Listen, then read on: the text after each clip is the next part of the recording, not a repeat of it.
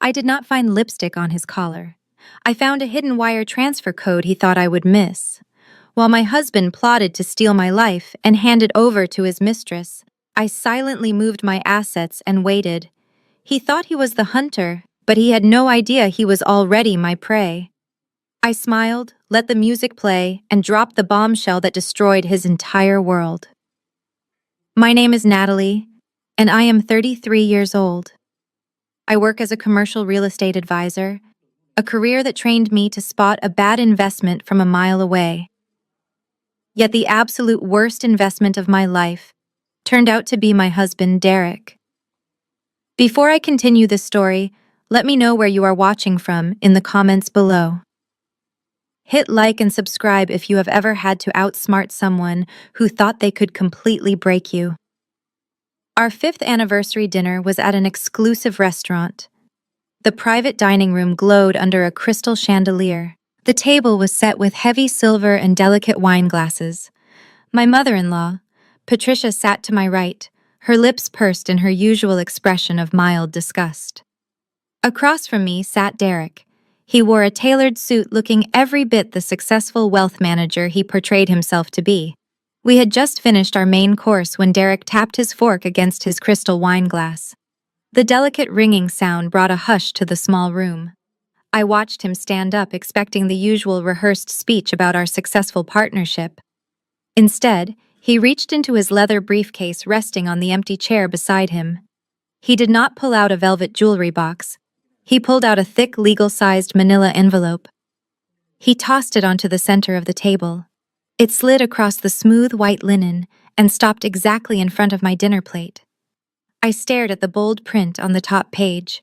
Petition for dissolution of marriage. Derek buttoned his suit jacket and looked down at me with an expression completely void of any affection. He spoke in a loud, clear voice, making sure the waiters lingering near the door could hear every single word. I am filing for divorce, Natalie. My lawyer drew up these papers this morning. I expect you to sign them by tomorrow. And just so we are completely clear on the terms you will be signing over your equity in our $3 million house. I paid the down payment and I am keeping it. You have until the end of the weekend to pack your things and get out of my property. Patricia leaned forward. She did not look shocked. She looked absolutely thrilled. She placed her hand over her heart and let out a dramatic sigh. Oh, thank goodness, Derek. I have been telling you to do this for 2 years. She turned her cold, piercing gaze toward me. You should not be surprised by this, Natalie. You have been a complete failure as a wife. You work 70 hours a week pushing real estate deals, you refuse to start a family, and you do not even bother to cook my son a decent meal. You are 33, barren and selfish. Derek deserves a real woman who actually knows how to take care of a man. Someone who can give me grandchildren, not just profit margins. Derek nodded, completely validating his mother and her vicious insults. He leaned over the table, pressing his knuckles into the white tablecloth, trying to use his physical presence to intimidate me. The house stays with me, Natalie. Do not even try to fight me on this. You know I handle all the finances. I know exactly how much you are worth, and I know you cannot afford a protracted legal battle against my firm. You are going to sign the deed over, take whatever cash I decide to generously offer you from the joint checking account, and you are going to walk away quietly. If you make this difficult, I will make sure you leave this marriage with absolutely nothing. Any normal wife ambushed on her anniversary by the man she loved would have thrown her wine in his face and stormed out sobbing. But I did not cry. I did not scream. I just looked at the divorce papers, then looked up at Derek's arrogant face. He thought he had planned the perfect ambush. But what Derek and Patricia did not know was that I had already seen this coming. I was already 10 steps ahead of them. I did not give them the satisfaction of a single tear. I calmly raised my hand and signaled the waiter standing frozen near the door. I will have another glass of the Cabernet, please. I said, my voice perfectly steady. Derek frowned, his triumphant sneer faltering for a split second. Patricia scoffed, muttering something about me being an alcoholic in denial, but I just smiled and handed the petition for dissolution back to Derek. You should keep this safe, I told him smoothly. You are going to need it. To understand how I sat there completely unbothered while my marriage legally disintegrated, we have to go back exactly 3 months. It was a rainy Tuesday afternoon in early September. Derek was in Chicago for what he claimed was a crucial wealth management conference. I was working from home finalizing a major commercial lease agreement. I needed our joint tax return from the previous year to verify some personal asset disclosures for a new escrow account. Derek kept his home office locked, claiming client confidentiality. But I knew he hid the spare key inside the fake hollowed-out dictionary on the bookshelf in the hallway. I unlocked the heavy oak door and walked into his pristine workspace. Everything was perfectly organized, just like Derek. He was a man who obsessed over control. I opened the bottom drawer of his mahogany filing cabinet where we kept our shared financial documents. I pulled out the thick folder labeled tax returns. But as I pulled the heavy stack of papers, a smaller folded document slipped out and fluttered to the Persian rug. I picked it up. It was not a tax form. It was a printed confirmation receipt from our primary joint savings account. I scanned the page and my blood ran cold. It was a wire transfer receipt dated 2 days prior. The amount was staggering.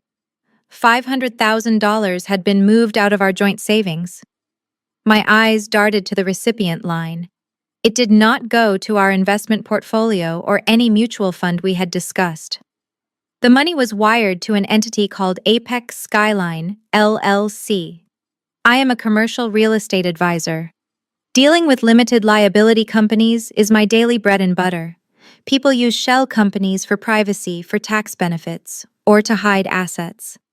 I immediately went to my laptop, opened the state business registry database, and typed in the name. The company had been formed barely a month ago. The registered agent was a generic corporate service, which meant the true owner was hidden behind layers of legal paperwork. But I noticed the filing address. It was a boutique law firm downtown. The exact same law firm Derek used for his high-net-worth clients. My husband had secretly siphoned $500,000 of our shared money into a shadow company. He did not leave a carelessly open text message. He did not come home smelling of cheap perfume. Derek was a finance guy. His betrayal was calculated hidden in bank codes and corporate registries. Derek always believed he was the smartest person in any room. He frequently belittled my career, calling me a glorified property flipper, while elevating his own role as a wealth manager. That arrogance was his fatal flaw. He assumed I would never look at the raw data. He expected me to trust him blindly while he manipulated our wealth behind my back. I sat in his leather chair, my heart pounding against my ribs like a trapped bird. My mind raced through our recent conversations. He had been overly critical lately, starting arguments over nothing, spending more hours at the office, and constantly talking about needing space to focus on his career. It all clicked. He was not just pulling away emotionally, he was quietly draining our assets.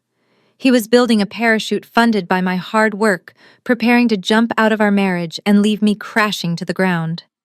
As a woman who negotiates multi-million-dollar property deals for breakfast, I do not panic over numbers. I track them. I carefully folded the receipt exactly as I had found it and slipped it back into the tax folder. I put the folder back in the cabinet, locked the drawer, and returned the key to the hallway bookshelf. I did not call him screaming. I did not demand answers. Confronting a narcissist without a bulletproof strategy is financial suicide. If he knew I was on to him, he would move the rest of the money faster than I could hire a lawyer to freeze the accounts. I needed more information. I needed to know exactly what Apex Skyline LLC was buying with our money, and I needed to know who he was buying it for. The answer to both of those questions would come to me just 2 weeks later, delivered accidentally by the only decent person in his entire family. I did not give them the satisfaction of a single tear. I calmly raised my hand and signaled the waiter standing frozen near the door. "I will have another glass of the Cabernet, please," I said, my voice perfectly steady. Derek frowned, his triumphant sneer faltering for a split second.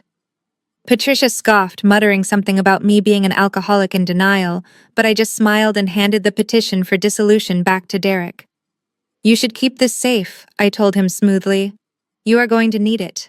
To understand how I sat there completely unbothered while my marriage legally disintegrated, we have to go back exactly 3 months. It was a rainy Tuesday afternoon in early September. Derek was in Chicago for what he claimed was a crucial wealth management conference. I was working from home finalizing a major commercial lease agreement. I needed our joint tax return from the previous year to verify some personal asset disclosures for a new escrow account. Derek kept his home office locked, claiming client confidentiality. But I knew he hid the spare key inside the fake hollowed-out dictionary on the bookshelf in the hallway. I unlocked the heavy oak door and walked into his pristine workspace. Everything was perfectly organized, just like Derek. He was a man who obsessed over control. I opened the bottom drawer of his mahogany filing cabinet where we kept our shared financial documents. I pulled out the thick folder labeled tax returns. But as I pulled the heavy stack of papers, a smaller folded document slipped out and fluttered to the Persian rug. I picked it up. It was not a tax form. It was a printed confirmation receipt from our primary joint savings account. I scanned the page and my blood ran cold. It was a wire transfer receipt dated 2 days prior. The amount was staggering. $500,000 had been moved out of our joint savings. My eyes darted to the recipient line. It did not go to our investment portfolio or any mutual fund we had discussed. The money was wired to an entity called Apex Skyline LLC. I am a commercial real estate advisor. Dealing with limited liability companies is my daily bread and butter. People use shell companies for privacy, for tax benefits, or to hide assets.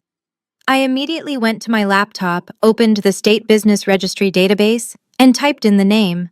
The company had been formed barely a month ago. The registered agent was a generic corporate service, which meant the true owner was hidden behind layers of legal paperwork.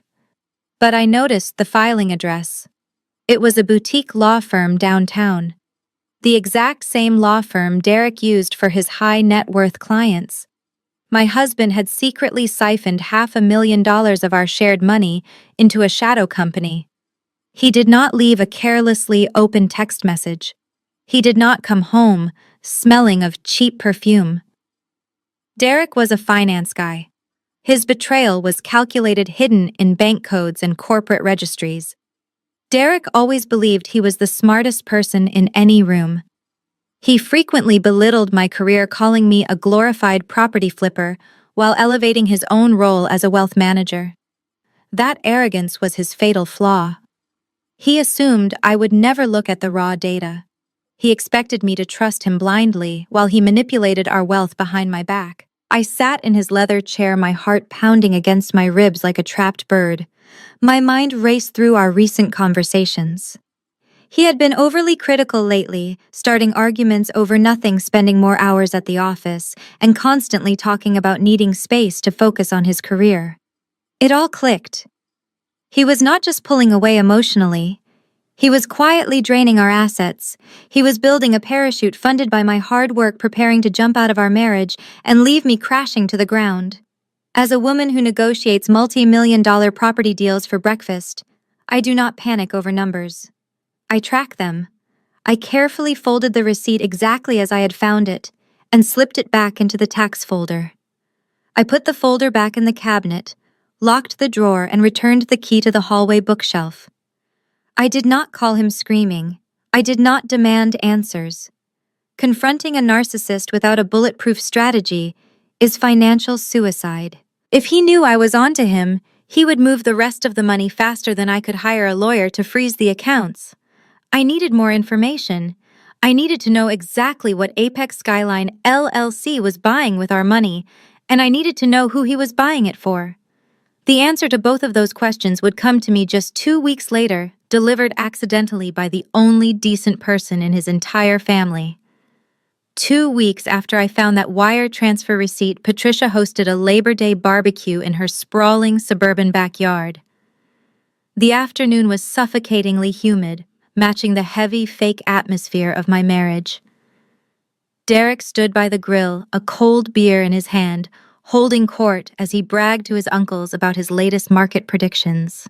He had barely spoken 3 words to me since we arrived, completely absorbed in his own inflated ego and constantly checking his phone. I sat on the edge of the stone patio, stirring a glass of iced tea, trying to play the part of the quiet, supportive wife.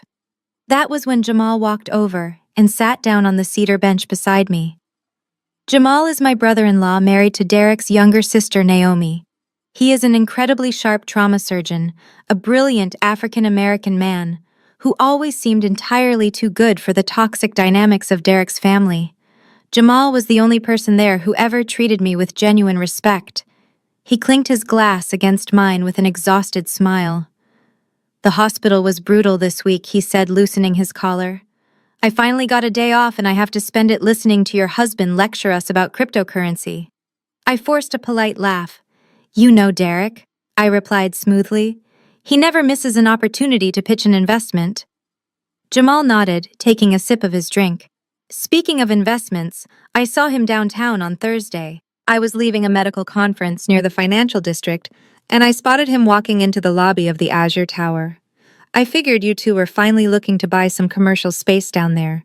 Those new penthouses are going for ridiculous numbers. But he was not with you. He was with that new assistant of his, Sienna Wright, the young one who wears too much designer gear for an entry-level salary." Jamal meant nothing by it. To him it was just a casual observation, a passing comment about my husband conducting standard business.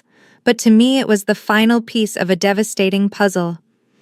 Apex Skyline, a $500,000 wire transfer, a luxury penthouse at the Azure Tower, and Sienna. My blood turned to ice, but years of negotiating high-stakes real estate deals kept my face completely neutral. I smiled at Jamal, my voice perfectly casual. "Oh yes, he is helping her look at some investment options for a client. You know how hands-on he likes to be with the junior staff." Jamal nodded, completely satisfied with the lie, and stood up to go grab a plate of food. As soon as his back was turned, I slid my phone out of my purse and held it under the wooden picnic table. My hands were shaking slightly, but my mind was operating with laser precision. In my line of work, I have access to comprehensive property databases that the general public does not even know exist. I opened the county registrar portal on my phone and typed in the Azure Tower address. I bypassed the standard residential listings and went straight into recent commercial and LLC acquisitions. I filtered the results by the last 30 days. There it was, Penthouse Unit 4502, sold just 9 days ago. The recorded buyer was Apex Skyline LLC. I clicked on the deed transfer document. The purchase price was $2.5 million. A standard 20% down payment on a property of that value was exactly $500,000. The exact amount Derek had secretly wired out of our joint savings account. He had bought his mistress a multi-million-dollar penthouse using the money I had spent years helping him accumulate. But the math did not stop there. A $500,000 down payment meant there was a $2 million mortgage attached to that property. Derek had excellent credit, but no bank was going to hand him a $2 million loan for a shadow LLC without massive collateral. He would need to leverage a heavy, fully owned asset to secure that kind of financing. I stared at the screen, my breath catching in my throat as the horrifying reality set in. We only owned one asset large enough to collateralize a $2 million loan. Our $3 million marital home. The house we lived in. The house I had painstakingly restored. I closed the property portal and immediately logged into our county clerk's public records database. I searched my own home address. The results loaded instantly, and what I saw made the noisy chatter of the barbecue fade into dead silence. A massive home equity line of credit had been recorded against our property just 3 weeks ago. $2 million had been pulled out of the equity of our home. I clicked the attached PDF to view the loan documents. I zoomed in on the signature page. There, right next to Derek's neat signature, was my own name. Forged. Derek had not just stolen our savings. He had fraudulently mortgaged the roof over my head to buy a love nest for a 26-year-old assistant. He committed federal bank fraud and identity theft, assuming I was too stupid or too trusting to ever check the public records. I locked my phone and looked up across the patio. Derek was laughing loudly at his own joke, totally oblivious. He thought he had outsmarted me. He had no idea he had just handed me the keys to his complete and total destruction. I stood up from the cedar bench, carefully smoothing the skirt of my summer dress. The afternoon heat suddenly felt suffocating, pressing against my chest like a physical weight. Jamal looked over, noticing the sudden loss of color in my face. "Are you feeling all right?" he asked, his brow furrowing with genuine medical concern. I managed a tight, convincing smile. "Just a minor headache from the humidity," I replied smoothly. "I think I'm going to step into the house for a moment to grab some aspirin." I walked across the manicured lawn, passing Patricia, who was busy criticizing her sister-in-law's potato salad, and bypassed the sliding glass doors entirely. I went straight through the side gate and out to the driveway where my car was parked. The moment I pulled the heavy car door shut, sealing myself inside the soundproof cabin, the composure I had maintained completely shattered. A silent panic attack hit me with the force of a speeding train. My hands clamped onto the leather steering wheel, shaking uncontrollably. I gasped for air, but my lungs refused to expand. $2 million. The number echoed in my skull, deafening and terrifying. I pressed my forehead against the steering wheel, my mind spiraling through the disastrous implications. If Derek defaulted on that fraudulent loan, the bank would foreclose and seize my home. My credit score, my professional reputation, everything I had meticulously built over the past decade was tied to a forged piece of paper. He had mortgaged my future to fund his midlife crisis with a 26-year-old assistant. For exactly 3 minutes, I allowed myself to break. I let the hot tears spill over my eyelashes and drop onto my lap. I let the sheer terror of absolute financial ruin wash over my entire body. I pictured my home being auctioned off on the courthouse steps. I pictured Derek and Sienna laughing in their downtown penthouse. And then a switch flipped in my brain. I stopped. I looked at my reflection in the rearview mirror. I reached into the center console, pulled out a makeup wipe, and carefully erased the evidence of my temporary weakness. I was not going to be the hysterical, discarded wife begging for an explanation. I knew Derek. I knew his massive ego. Confronting a narcissist without a bulletproof strategy is financial suicide. If I marched out there right now and screamed at him, he would immediately know his secret was out. He worked in wealth management. He knew exactly how to move money offshore before a judge could even sign a freeze order. He would hire a ruthless defense team, drag me through years of expensive litigation, and leave me drowning in the debt he created. I could not fight him with emotion. I had to fight him with paperwork. I picked up my phone. I bypassed my usual corporate counsel and scrolled down to a contact I had saved from a ruthless commercial restructuring deal 3 years ago. Harrison Cole. Harrison was not a family law attorney who argued over alimony. He was a high-stakes asset protection and trust attorney. He was the legal equivalent of a ghost. He was the man you hired when you needed millions of dollars to legally vanish into thin air, entirely shielded from creditors' lawsuits and greedy spouses. He answered on the second ring. "Harrison." "It is, Natalie," I said, my voice completely devoid of emotion. "I apologize for calling on a holiday weekend, but I have a situation that requires your immediate expertise." "Natalie," he replied, his tone instantly shifting to business. "What kind of situation are we looking at?"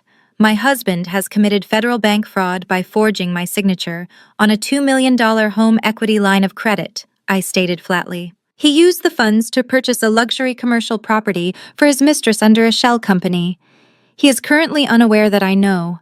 I need to completely isolate my business, my personal accounts, and my premarital assets before he files for divorce or defaults on the loan. I want an impenetrable wall between my money and his crimes." There was a brief pause on the line. I could hear the faint sound of a keyboard clacking as Harrison immediately started taking notes. Then he spoke, his voice dripping with absolute professional approval.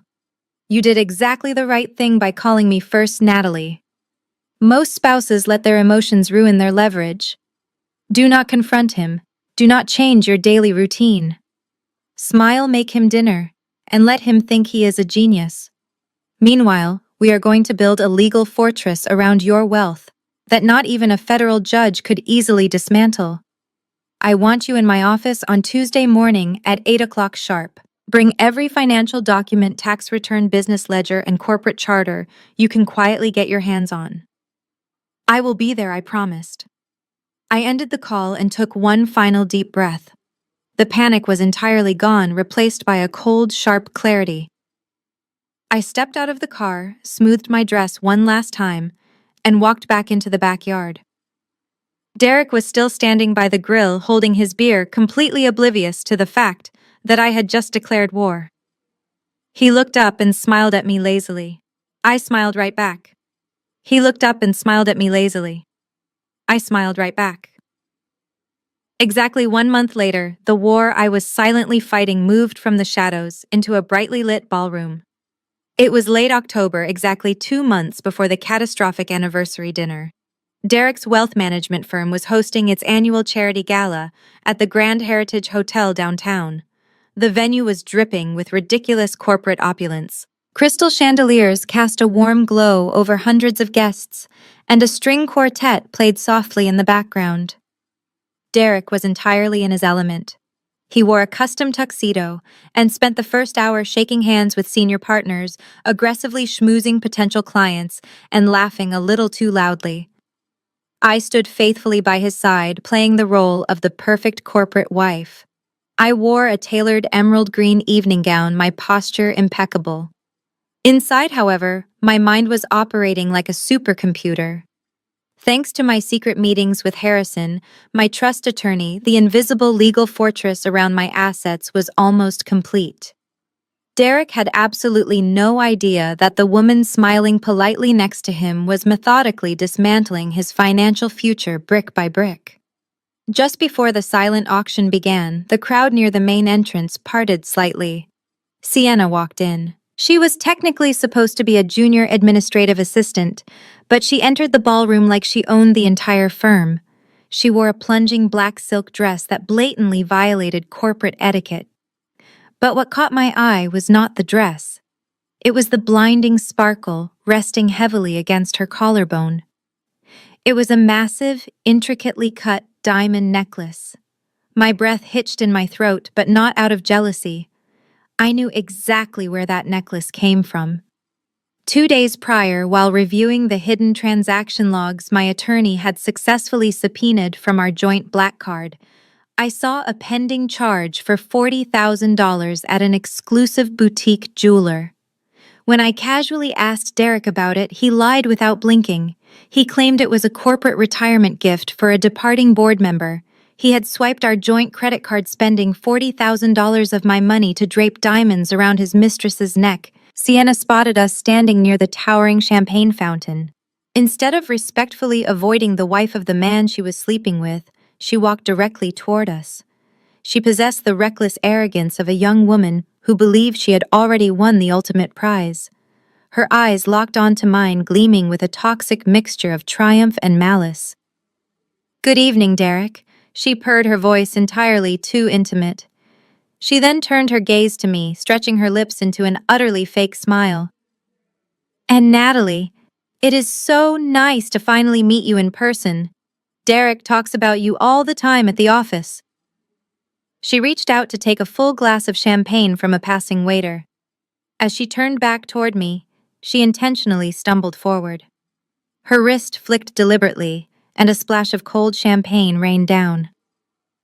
The liquid narrowly missed the bodice of my silk gown, but splashed heavily onto my expensive satin heels. "Oh my goodness, I am so sorry," Sienna gasped, though her voice carried absolutely zero genuine regret. She dabbed lazily at the air with a cocktail napkin. "I am just so clumsy tonight. But you know what they say in this industry? Out with the old, in with the new." She looked me up and down, making sure the cruel insult landed perfectly. Derek shifted uncomfortably, a flash of genuine panic crossing his face. He reached out and lightly grabbed Sienna's elbow, stepping quickly between us. "Sienna, please be careful," Derek muttered, his jaw tight. He looked at me, trying desperately to gauge my reaction. "Natalie, let me get you a towel for your shoes." Any other betrayed wife would have caused a massive scene, screaming at the mistress and humiliating her cheating husband in front of his entire firm. That was exactly what Sienna wanted. She wanted me to act crazy and unhinged, giving Derek the perfect public excuse to file for divorce. I refused to give her the satisfaction. I looked down at my slightly damp shoes, then back up at Sienna's smug face, letting my eyes linger specifically on the stolen $40,000 diamond necklace resting on her chest. I did not glare. I did not raise my voice. I simply stood my ground, fully aware of the absolute power I held. I offered her a warm, chillingly calm smile that made her confident smirk falter for a fraction of a second. "Do not worry about it, Sienna," I said smoothly, ensuring the nearby senior partners could hear every word. "Accidents happen when people desperately try to wear things they cannot actually afford. Enjoy the champagne." Sienna's fake smile instantly collapsed. Her cheeks flushed a deep, ugly crimson as nearby executives raised their eyebrows at my remark. Derek quickly grabbed her arm, muttering an apology, and pulled her toward the other side of the ballroom. I watched them retreat, noting how Derek leaned in to whisper something frantic into her ear. He was probably promising to buy her another trinket to soothe her bruised ego. Unfortunately for him, the bank was officially closed for business. I turned my back on the crowd and glided out through the heavy mahogany doors into the quiet hallway. I found an empty alcove near the coat check, safely away from the noise. I pulled my phone from my clutch and opened my banking app. There it was. A pending charge for $40,000 at an exclusive jewelry boutique. I tapped the transaction details. The purchase had been made using the secondary card on our joint account. I tapped the customer service icon and dialed the premium fraud hotline. An agent answered almost immediately. "Good evening, ma'am," the agent said. "How can I assist you tonight?" I kept my voice perfectly calm and laced with just the right amount of urgent concern. "Hello. I am calling to report a stolen credit card. I am at a crowded charity event and my husband just realized his wallet is missing. We are very concerned because I am looking at our app right now and there is a pending charge for $40,000 at a jewelry store that neither of us authorized." "I completely understand your concern," the agent replied, her fingers clacking rapidly over her keyboard. "I am immediately locking the entire account. The primary and all secondary cards are now officially frozen. I will flag the jewelry charge as fraudulent, and since the card was reported stolen, any physical cards presented for payment will prompt a confiscation code to the merchant." "Thank you so much," I said smoothly. I ended the call, slipped my phone back into my purse, and took a deep breath. The trap was set. Now I just had to wait for the mouse to step on the cheese. I walked back into the grand ballroom just as the silent auction transitioned into the cocktail hour. I scanned the room and spotted Sienna. She had recovered her arrogant posture and was currently standing at the premium charity bar surrounded by 3 senior managing partners from Derek's firm. Derek was nowhere to be seen, likely cornered by a client. Sienna was clearly using this opportunity to play the gracious hostess, desperately trying to elevate her status among the executives. I moved closer, remaining completely unnoticed behind a massive floral arrangement. I could hear her loud, confident voice drifting over the soft jazz music. "Please, gentlemen, let me handle this round," Sienna insisted, waving her hand dismissively. "The firm has had a phenomenal quarter, and Derek would insist we celebrate." "Bartender, we will take 4 glasses of your vintage reserve cognac. Put it on this." She dramatically slapped a sleek metal credit card onto the marble bar counter. I recognized it instantly. It was Derek's card. He had clearly handed it to her for the night so she could play the role of the wealthy benefactor. The bartender picked up the heavy metal card. The senior partners murmured their impressed thanks, clearly taken in by the expensive gesture. The bartender inserted the chip into the point-of-sale terminal.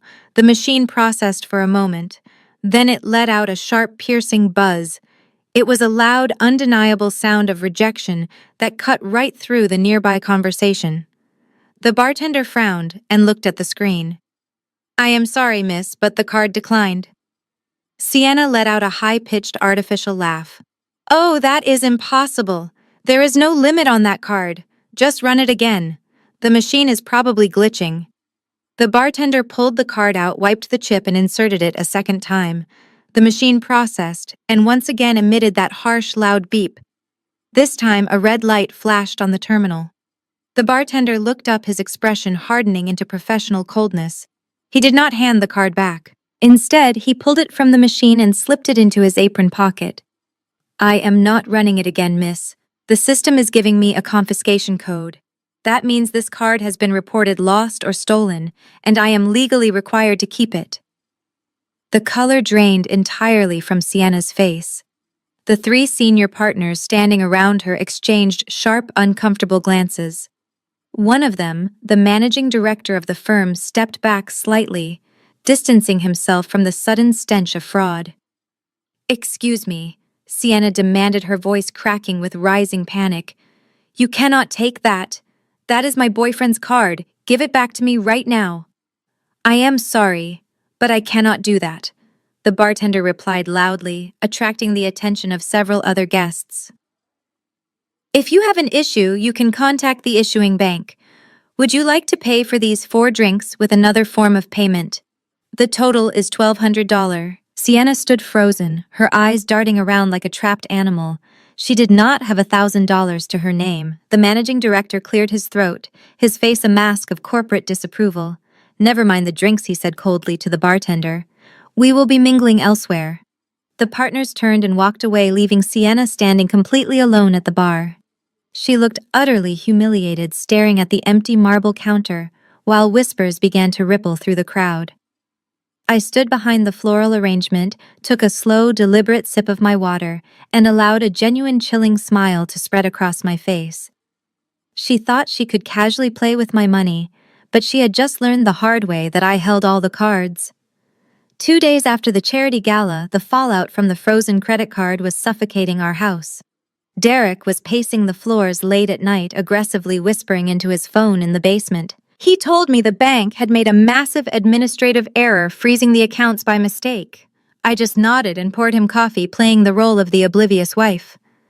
He was panicking because without that card, he had no way to fund Sienna's expensive tastes or pay the maintenance fees on the penthouse he fraudulently bought. His perfect double life was beginning to crack. But Derek was too much of a coward to confront me directly about our failing marriage. Instead, he deployed his favorite weapon. He sent his mother. It was Saturday morning. I was sitting at the kitchen island, reviewing some commercial zoning permits on my laptop, when I heard the heavy front door swing open. I had not given Patricia a key, but Derek always made sure she had full access to our lives. I closed my laptop just as Patricia marched into the kitchen. She did not say hello. She dropped a box of heavy-duty black trash bags onto the granite counter with a loud thud. "What are you doing here, Patricia?" I asked, keeping my voice soft and confused. She crossed her arms, her designer handbag dangling from her wrist. "I am doing what a mother has to do when her son is trapped in a toxic environment," she announced coldly. "Derek is crumbling under the stress of his job, Natalie. He works day and night to provide this beautiful home for you. And what do? You give him absolutely no peace. He looks exhausted. He told me he cannot even sleep in his own bedroom anymore, because the tension is too thick. So I am fixing it." Before I could respond, she turned on her heel and marched up the oak staircase. I followed her, keeping my expression anxious just the way she liked it. She walked straight into the master bedroom, ripped open the box of trash bags, and walked into my walk-in closet. Without a single ounce of hesitation, Patricia started pulling my expensive silk blouses and tailored blazers off their hangers. She shoved them carelessly into a black plastic bag. "Patricia, stop," I said, injecting a slight tremble into my voice. "What are you doing with my clothes? You are moving into the guest room at the end of the hall," she dictated, not even pausing her destructive packing. "Derek needs his own space to breathe. He needs a sanctuary away from your constant nagging and your obsession with your little real estate hobby. A successful wealth manager cannot perform at his peak when he comes home to a cold, unsupportive wife. If you actually cared about him, you would have offered to move out of this room months ago." She grabbed a stack of my cashmere sweaters and dumped them into another bag. It was a blatant invasion of my privacy, a physical manifestation of her complete disrespect for my place in this home. She was literally bagging up my life like garbage, trying to erase my presence from the master suite so her golden child could have his space. Most likely, Derek wanted the room to himself so he could call Sienna late at night without having to hide in the basement. My instinct was to snatch the bags from her hands, kick her out of my house, and change the locks. But Harrison, my trust attorney, had been very clear. Let them think they are winning. Let them feel completely in control. The more arrogant they become, the more mistakes they will make. So I forced tears to well up in my eyes. I let my shoulders slump. I looked down at the hardwood floor, playing the part of the broken, defeated woman she desperately wanted me to be. Fine, I whispered, letting my voice crack perfectly. If that is what Derek really needs right now, I will move to the guest room. I just want him to be happy. Patricia paused, a triumphant smirk spreading across her face. She looked at me like I was a pathetic insect she had just squashed under her shoe. It is about time you started putting his needs first, she sneered. Grab that bag of shoes and start dragging it down the hall. I want this closet cleared out by noon. I picked up the heavy black bag and slowly dragged it toward the guest bedroom. I kept my head down, letting my hair hide my face. Patricia thought she was putting me in my place. She thought she was humiliating me by treating me like an unwanted tenant in my own home.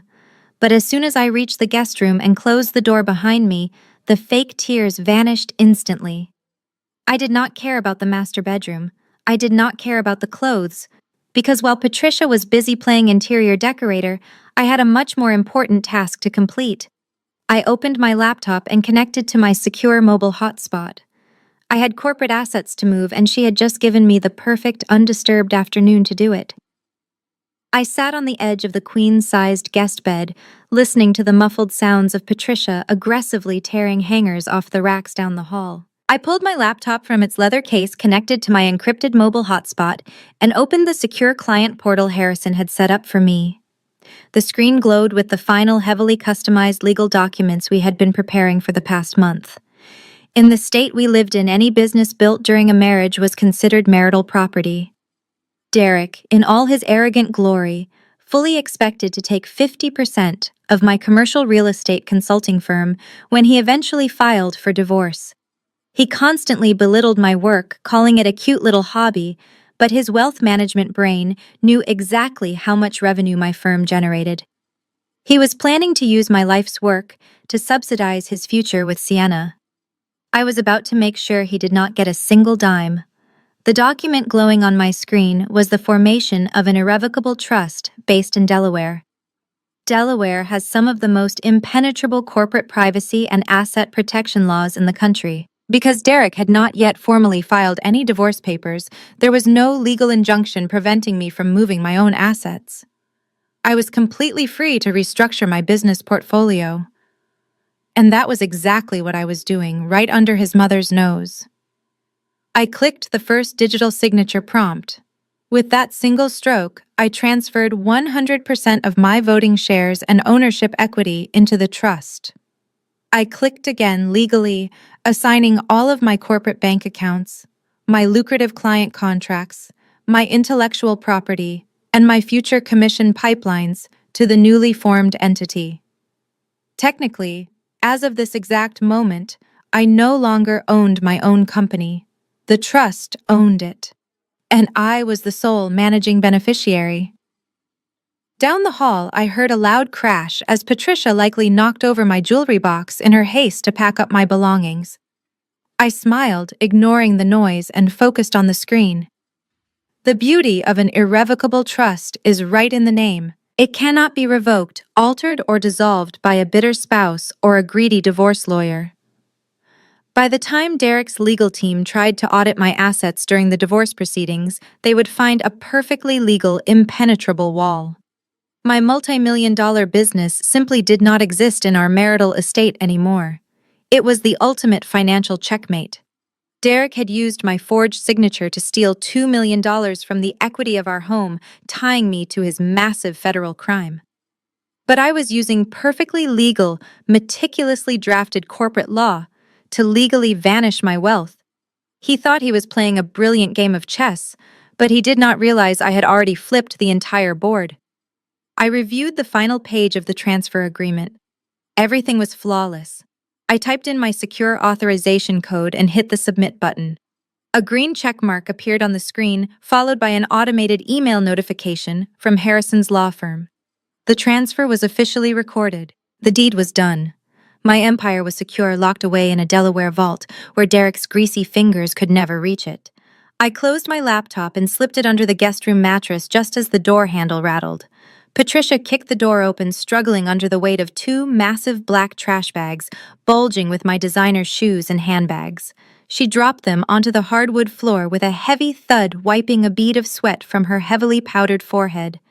There, Patricia panted, looking around the small, sparse guest room with a look of extreme satisfaction. That is the last of it. I have cleared out every single drawer. The master suite is finally Derek's again. I expect you to keep your mess confined to this room, Natalie. If I come over here and find your real estate files cluttering up his kitchen island again, I will throw them in the trash myself. Do you understand me? I looked at the pathetic plastic bags holding my clothes. Patricia thought she had just achieved a massive victory. She thought she had successfully evicted me from my own marriage, reducing my existence to a few garbage bags in a spare room. She had no idea that while she was busy moving my dresses, I had just finished moving my entire fortune. I looked up at her, making sure my eyes were wide and sufficiently defeated. I understand, Patricia, I whispered softly, wrapping my arms around myself as if I were trying to hold my shattered world together. Thank you for helping Derek. I will stay out of his way. I promise. Patricia sneered, completely satisfied with my broken performance, and marched out of the room. I waited until I heard her car start in the driveway before I finally let myself smile. By Monday morning, Derek's financial desperation had reached an absolute boiling point. The frozen black card meant he could no longer fund Sienna's extravagant lifestyle. Worse, the luxury penthouse he had secretly purchased under his shell company required exorbitant monthly maintenance fees, and the bank holding that fraudulent $2 million mortgage was expecting their first massive interest payment. His perfect double life was rapidly running out of cash. Derek went to his high-rise office that morning, acting like a man who held the entire world in the palm of his hand. As a senior wealth manager, he moved millions of dollars every single day for his wealthy clients. He understood the complex architecture of international banking better than anyone. Because of this, he arrogantly assumed that moving his own money would be child's play. He firmly believed I was sitting at home in the guest bedroom weeping over my bagged-up clothes, completely oblivious to his master plan. He was wrong. I was sitting at my own polished mahogany desk in my commercial real estate firm, sipping a hot matcha latte, waiting for him to make his move. At exactly 10:15 in the morning, my private cell phone vibrated against the wood. It was a high-priority push notification from the covert financial tracking software Harrison had discreetly attached to all of our remaining marital accounts. I set down my coffee cup and opened the encrypted portal on my laptop. The dashboard immediately lit up with a massive pending transaction. I watched the screen in absolute silence as Derek initiated a catastrophic wire transfer. He was moving $500,000. It was the entire remaining balance of our liquid joint savings. He was completely draining the account we had built together over 5 years. I quickly clicked on the destination routing number to trace the funds. The money was not going to his Apex Skyline LLC this time. It was being routed internationally. The destination was an offshore account located in the Cayman Islands, registered under a newly minted entity called Sienna Global Management. Derek was actively attempting to hide $500,000 outside the legal jurisdiction of the United States family court system. He was moving the cash so that when he finally handed me those divorce papers, he could legally claim our accounts were empty. But Derek made one fatal, spectacular mistake. His massive ego blinded him to the basic rules of digital forensics. He was too impatient to wait until he got home to use a private network. He executed the transfer while sitting right at his desk. When I expanded the raw data of the transaction header, the originating IP address was clearly visible. I ran a quick trace on the sequence of numbers. It registered directly to the secure corporate servers of his wealth management firm. My jaw actually dropped for a fraction of a second. I could not believe he was that stupid. By using his employer's highly regulated financial terminal to illegally move personal funds offshore, he was no longer just a cheating husband hiding money from his wife. He was a licensed financial broker violating strict federal securities regulations, breaching SEC compliance laws, and utilizing corporate infrastructure to commit international wire fraud. I did not call the bank to stop the transfer. If the money stayed in the United States, his high-priced divorce lawyers could argue it was simply a marital dispute over shared funds. I needed him to commit the federal crime completely. I needed the money to cross international borders so the FBI would have absolute jurisdiction. I calmly hit the screen record shortcut on my keyboard. I watched the progress bar on the bank portal slowly fill as the transaction processed. I took meticulous, high-resolution screenshots of everything. I captured the unique transaction ID. I captured the Cayman Islands routing numbers. I captured the name of Sienna's offshore entity. And most importantly, I captured the time-stamped corporate IP address, proving exactly where Derek was sitting when he hit send. The screen flashed green. The wire transfer was officially completed. I refreshed the page to view the new balance of our primary joint savings account. The number plummeted from $500,000 down to exactly $12.00. He had deliberately left me with $12, perhaps thinking it was a funny joke, a final insult, before he tossed me out onto the street. I smiled, a cold, sharp feeling of absolute victory washing over me. Every single digital footprint he had just left behind was instantly saved, encrypted, and backed up to my secure cloud drive. I downloaded the final PDF confirmation receipt generated by the bank's system. I attached the screenshots, the screen recording, and the PDF to a new email. I sent the entire devastating digital packet directly to my trust attorney Harrison with a simple 2-word subject line: "Checkmate secured." Within 3 minutes, Harrison replied to the email with a single thumbs-up emoji. We now possessed the exact leverage required to destroy Derek not just in divorce court, but in federal criminal court. The trap I had spent the last 2 months carefully constructing was finally loaded and armed. All that was left to do was wait for the perfect public moment to pull the trigger. Derek thought he was preparing to leave me with nothing, but he was actually meticulously building his own federal prison cell. Derek thought he was preparing to leave me with nothing, but he was actually meticulously building his own federal prison cell. Harrison called me less than 10 minutes after receiving my email. He confirmed that the Delaware Trust was fully funded and ironclad. My real estate consulting firm and all my legitimate assets were now legally untouchable. Now he told me it was time for me to handle the criminal side of this disaster. Family court judges dealt with the division of assets and alimony, but they rarely prosecuted financial crimes with the speed and aggression that federal investigators did. If I waited for the divorce proceedings to expose his theft, his high-powered corporate defense attorneys might find a way to quietly settle the matter to protect his wealth management firm from public embarrassment. I could not let that happen. Derek needed to face the full, unmitigated wrath of the federal government. I spent the rest of the afternoon sitting at my mahogany desk compiling a master dossier. I did not just have a single piece of evidence. I had built a comprehensive, undeniable roadmap of his entire criminal enterprise. First, I organized the county clerk records and the bank documents proving he forged my signature on the $2 million home equity line of credit. That was textbook federal bank fraud. Next, I attached the property deed showing he used those illicit funds to purchase the luxury penthouse under the Apex Skyline Company, proving money laundering, and the direct misappropriation of marital assets. Then I added the digital logs from our frozen credit card, showing his arrogant attempt to fund Sienna with my money. Finally, I prepared the crown jewel of the collection: the high-resolution screenshots and server logs proving he initiated an international wire transfer of $500,000 to a Cayman Islands offshore account.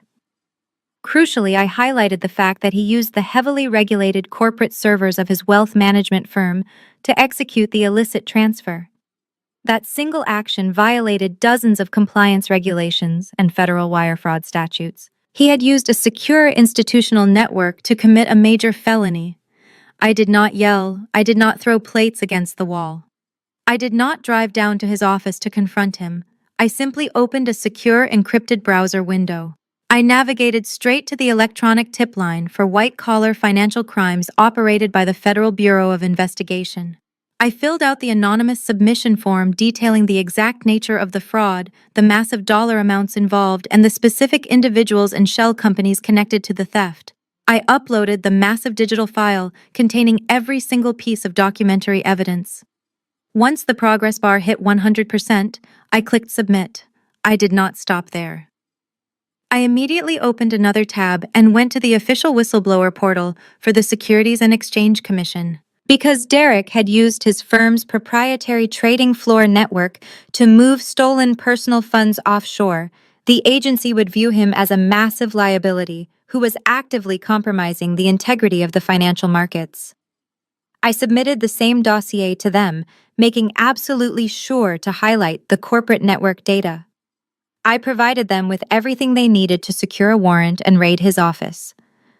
When Derek walked through the front door that evening, he looked like a man who had just conquered the entire world. He tossed his expensive leather briefcase onto the entryway table and loosened his silk tie, completely oblivious to the massive federal dragnet I had just pulled tight around his neck. He walked into the kitchen, grabbed a bottle of sparkling water from the refrigerator, and offered me a deeply condescending smile.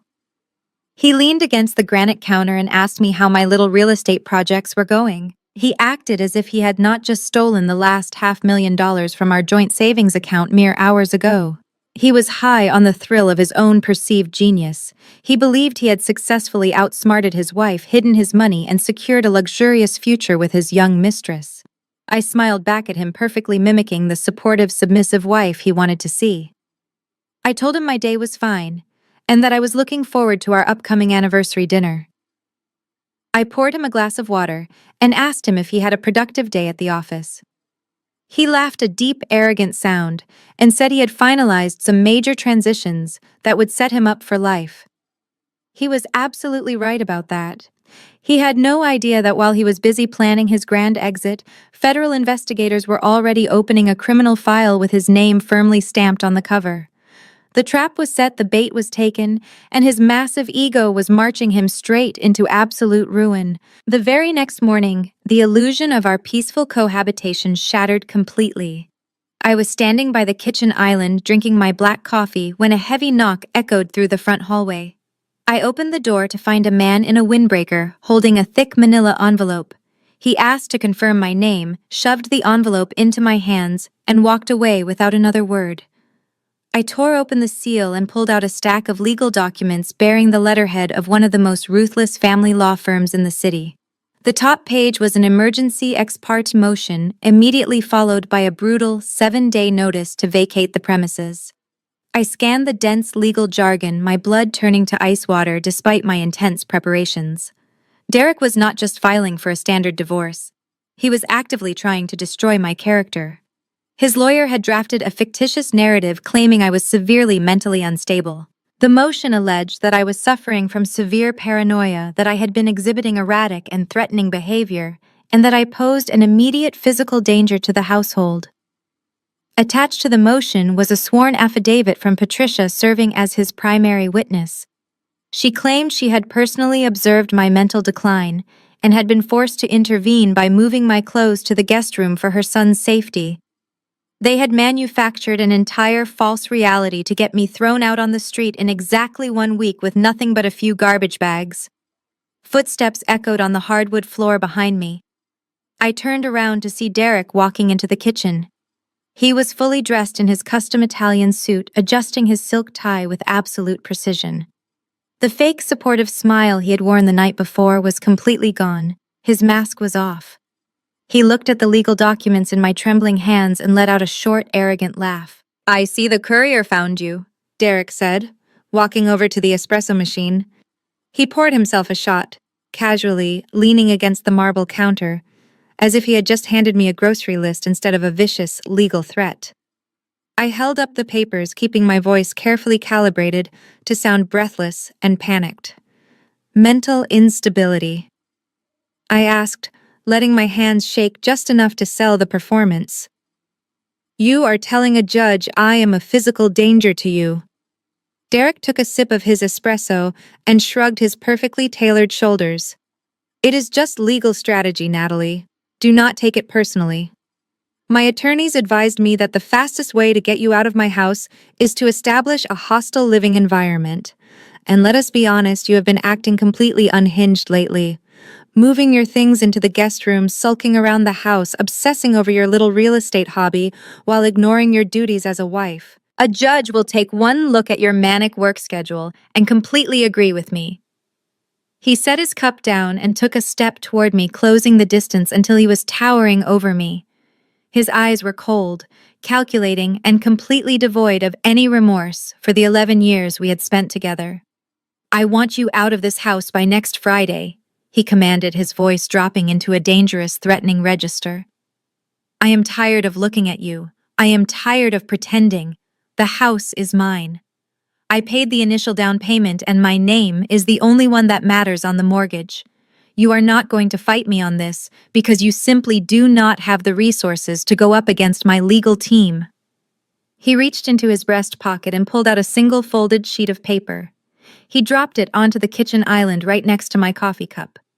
That is a settlement agreement, he stated proudly. I am offering you $50,000 to sign the divorce papers today, waive your right to alimony, and walk away quietly. Think of it as a generous severance package. With 50 grand, you can go rent a nice little apartment downtown and focus on flipping cheap commercial leases. If you refuse to sign it, I will freeze every single account we have. Oh wait, I already did that. He laughed again, fully believing he had cornered me into absolute submission. He thought the $12 he left in our joint account was my only lifeline. He thought the frozen credit card was the end of my financial reach. He thought his high-priced lawyers had terrified me into accepting his insulting offer. $50,000, I repeated softly, staring down at the paper. You think my entire life with you is worth $50,000? It is more than you deserve, Derek sneered. You are a glorified property flipper, Natalie. You do not understand how real wealth is built or protected. Take the money. Pack your bags. If you try to drag this out in court, I will personally make sure my lawyers destroy your professional reputation. I will drag your firm through discovery until your partners force you out. No client will ever trust a mentally unstable, bankrupt broker. He gave me one last look of utter contempt, picked up his leather briefcase, and walked out the front door to go to his office. I waited until I heard his luxury sedan pull out of the driveway. Then I picked up his insulting $50,000 settlement offer, walked over to the paper shredder hidden in the pantry, and fed it straight into the metal blades. The shredder blades ground the heavy cardstock into confetti. The mechanical hum died down, leaving the kitchen in absolute silence. Before I could even turn away from the pantry, my cell phone began to vibrate on the granite island.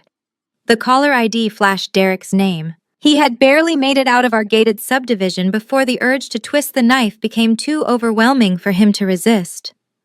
I cleared my throat, took a deep breath, and answered the call. I did not say a word, letting the silence hang heavy on the line. I wanted him to think I was too paralyzed by fear to even speak. Are you reading it? He asked, his voice echoing slightly over his car's Bluetooth system. He sounded incredibly smug, like a predator playing with a wounded animal. I hope you are carefully reviewing the terms, Natalie, because that $50,000 is the absolute best deal you are ever going to get. I forced a slight trembling gasp into my voice. Derek, you cannot be serious about this, I whispered, making sure I sounded completely devastated. You are trying to throw me out of my own home in 7 days. You froze my credit cards. You drained the joint savings account. How am I supposed to secure an apartment? How am I supposed to hire a lawyer? You do not hire a lawyer, he snapped back immediately. That is the whole point. If you try to fight me, I will completely destroy you. And I will start with your precious consulting firm. I tightened my grip on the phone, biting the inside of my cheek to keep from laughing. This was the exact threat I had been waiting for him to make. He was finally putting his greed on full display. "You really think you built that commercial real estate firm all by yourself?" He continued, his tone dripping with arrogant condescension. "You think your little business is yours, just because your name is on the front door? Let me give you a free lesson in wealth management, Natalie. Every single client you signed, every commission you earned, and every ounce of equity in that firm was generated during the years we were legally married. By law, I own 50% of your entire operation. I am entitled to half of everything you have ever worked for." I let out a soft stage sob. "Derek, please," I begged, pitching my voice an octave higher to sound truly desperate. "My firm is all I have left. You know how hard I worked to secure those commercial contracts. You already have the house. You have your high-paying job at the firm. Please do not touch my business." My pleading was exactly the fuel his massive ego required. He practically purred into the microphone. "It is not about what I have, Natalie. It is about what is legally mine. If you do not sign that settlement agreement by Friday, I will not just take half of your company. I will burn it to the ground. I will hire a forensic accountant to audit every single deal you have closed in the last 5 years. I will subpoena your entire client list. I will drag your biggest commercial investors into endless, humiliating depositions." He paused, letting the weight of his threat sink in before delivering his final blow. "And when those investors ask why they are being dragged into family court, my lawyers will show them Patricia's sworn affidavit. We will make sure everyone in the commercial real estate industry knows that you are suffering from severe mental instability. We will tell them you are erratic, paranoid, and financially reckless. Who is going to trust a mentally unhinged broker with a $20 million commercial lease? Your professional reputation will be absolutely ruined. You will never work in this city again." It was an Oscar-worthy performance of cruelty on his part, matched only by my Oscar-worthy performance of a defeated, terrified wife. I let out another fractured sob, letting him hear the manufactured panic in my breathing. "You cannot do this," I cried softly. "Please, Derek, you are destroying my life." "Sign the papers, Natalie," he commanded coldly. "Take the $50,000 and disappear. You have until Friday. Do not make me ruin you." He ended the call, the line going dead with a sharp click. I lowered the phone from my ear. The fake tears vanished from my eyes, instantly replaced by a cold, calculating stare. I walked back over to the island and picked up my coffee cup. Derek thought he held all the power. He thought he was holding a gun to the head of my career. He had absolutely no idea that he was threatening to destroy a company that no longer belonged to me. By the time his high-priced lawyers realized my firm was legally locked inside an irrevocable Delaware trust, he would already be wearing handcuffs. I took a slow sip of my coffee, relishing the bitter taste, completely prepared for the next phase of his trap.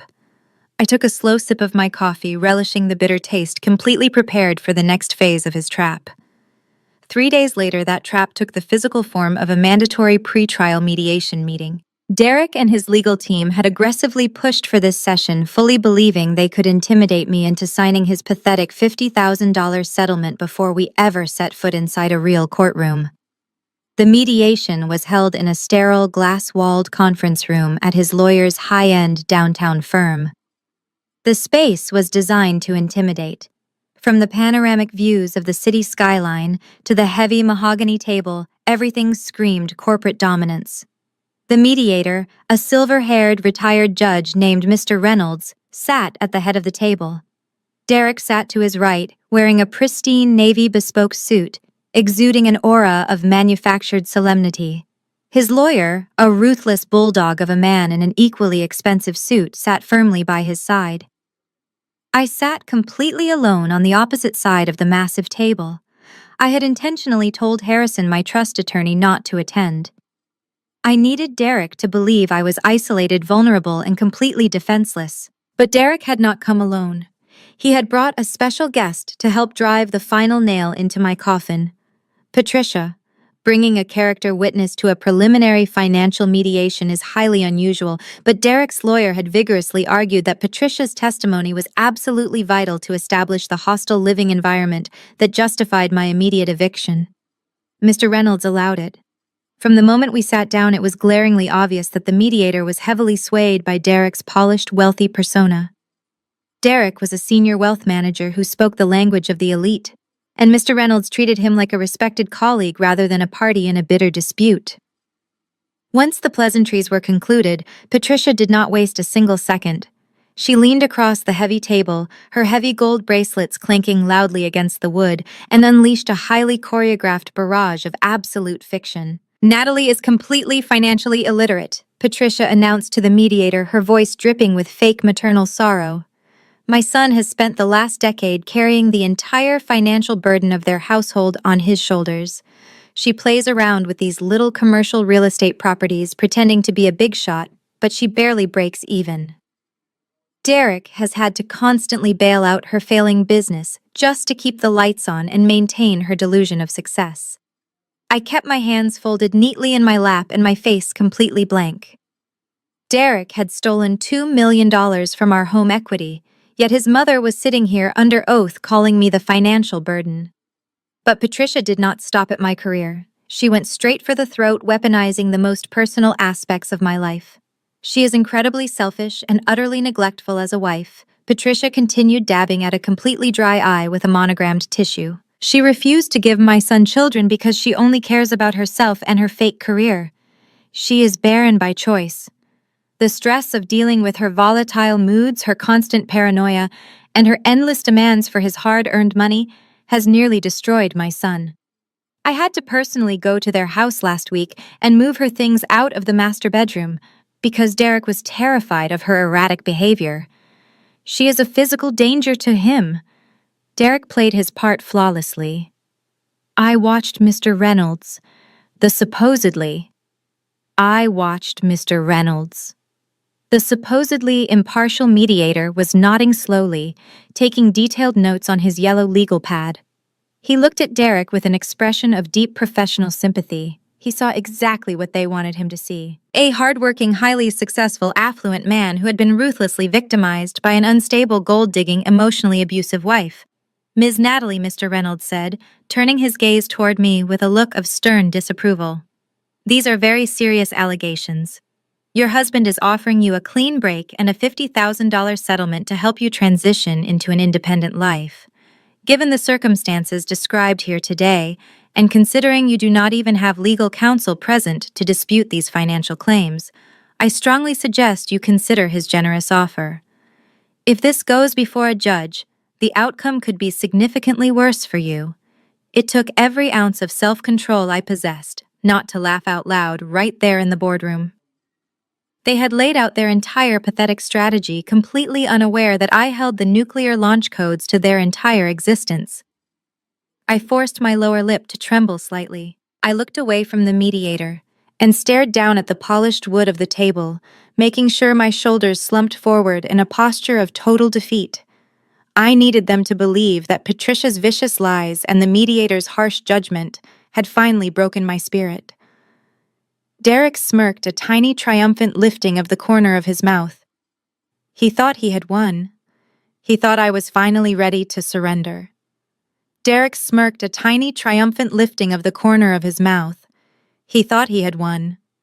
He thought I was finally ready to surrender. I took a shuddering breath, letting a single perfectly timed tear roll down my cheek. I reached up and wiped it away with a trembling hand, ensuring Mr. Reynolds saw the exact moment my resolve crumbled. "I cannot fight you, Derek," I whispered, my voice thick with manufactured defeat. I looked at the mediator, then back at my husband. "I do not have the money for a massive legal battle, and I certainly cannot fight your mother and her vicious lies. If you want to destroy my reputation and take my business, I know I cannot stop you."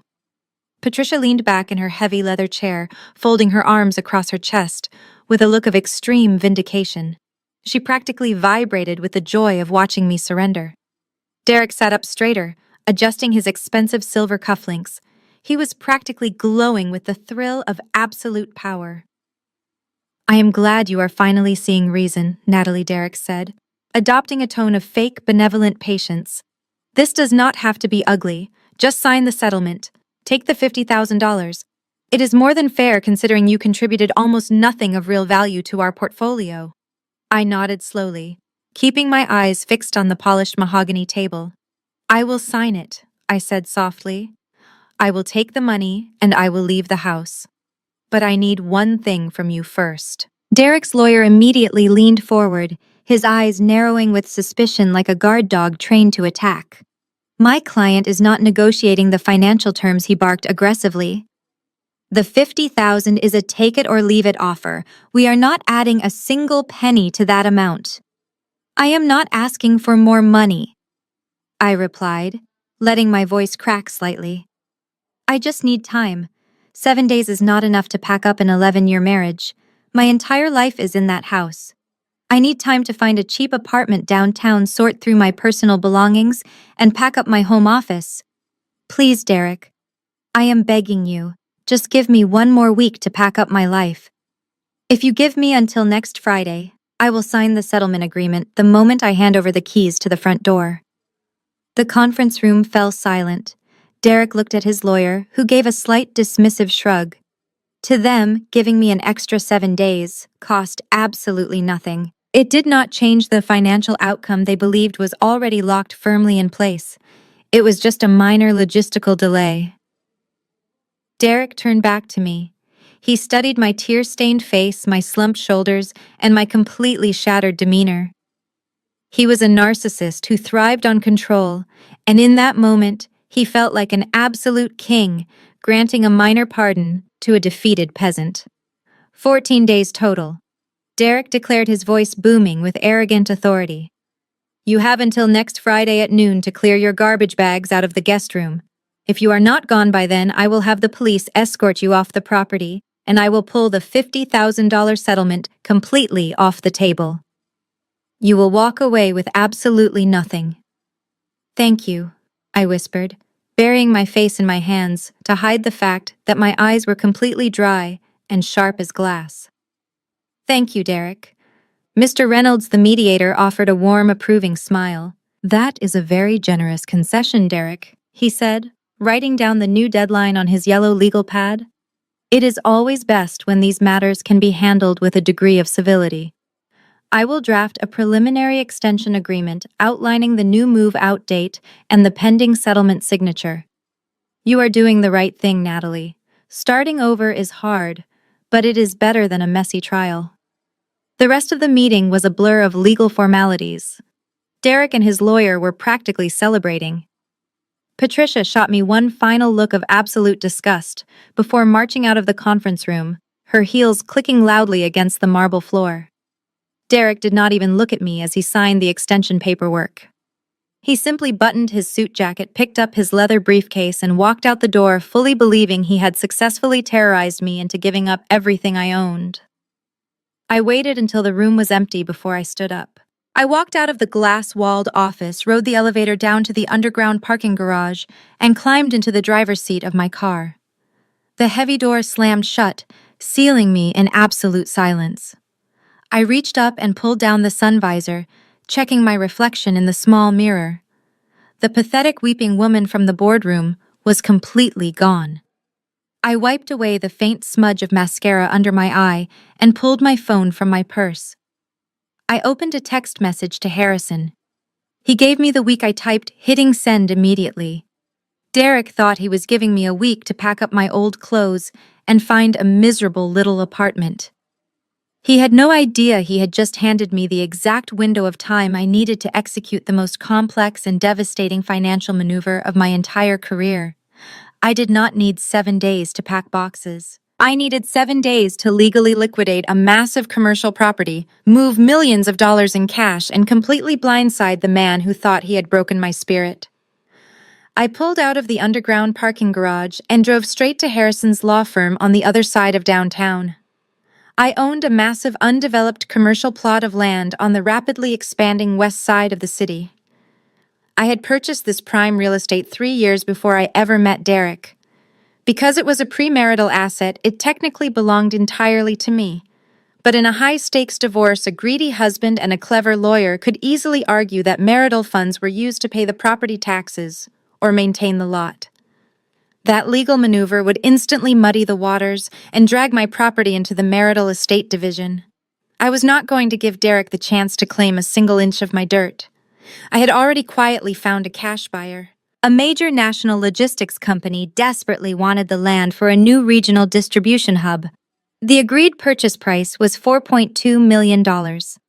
If I simply sold the land and deposited that massive sum into a standard personal bank account, Derek's lawyers would immediately freeze it the second they formally filed the divorce petition. That is exactly where Section 1031 of the United States Internal Revenue Code comes into play. A 1031 exchange is a powerful real estate loophole that allows an investor to defer paying capital gains taxes on a property sale if they reinvest the proceeds into a new property of equal or greater value. But the true magic of this loophole lies in the legal mechanism itself. The cash from the sale never touches my personal hands. It never enters my personal bank accounts. By federal law, it goes directly to a neutral third party called a qualified intermediary. Harrison had already set up a perfectly legal qualified intermediary for me. I walked into his boardroom, sat down with the buyer's representatives, and signed the final closing documents. The moment my pen lifted from the paper, the logistics company wired $4.2 million directly to the intermediary. From there, the funds were legally bound to be reinvested. The entity I chose to funnel the money into was a newly formed limited liability holding company. And that holding company was completely owned by my impenetrable Delaware Irrevocable Trust. The money effectively vanished from the public record, shielded by corporate privacy laws and federal tax codes. Derek could hire a small army of forensic accountants, but they would find nothing but a solid brick wall.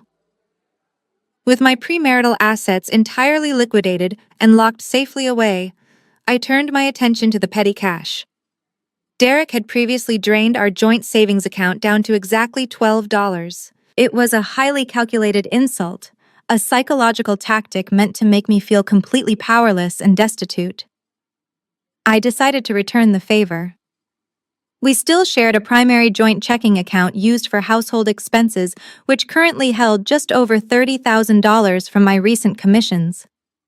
I opened my mobile banking app right there in Harrison's lobby. I transferred $29,988 directly into a private account securely held under my trust. I left exactly $12 in the checking account. The next 6 days were a masterclass in psychological endurance. I went home and played my pathetic role flawlessly. I bought cheap cardboard boxes and left them scattered conspicuously around the living room. I slowly packed up old winter coats and paperback books, deliberately leaving my actual valuables securely locked in a private storage unit Derek did not even know existed. Patricia came over twice to supervise my packing. She gloated openly, sipping my coffee while she watched me tape up boxes and drag them into the hallway. I just kept my head down, forcing out a few strategic tears, and let her thoroughly enjoy her false sense of superiority.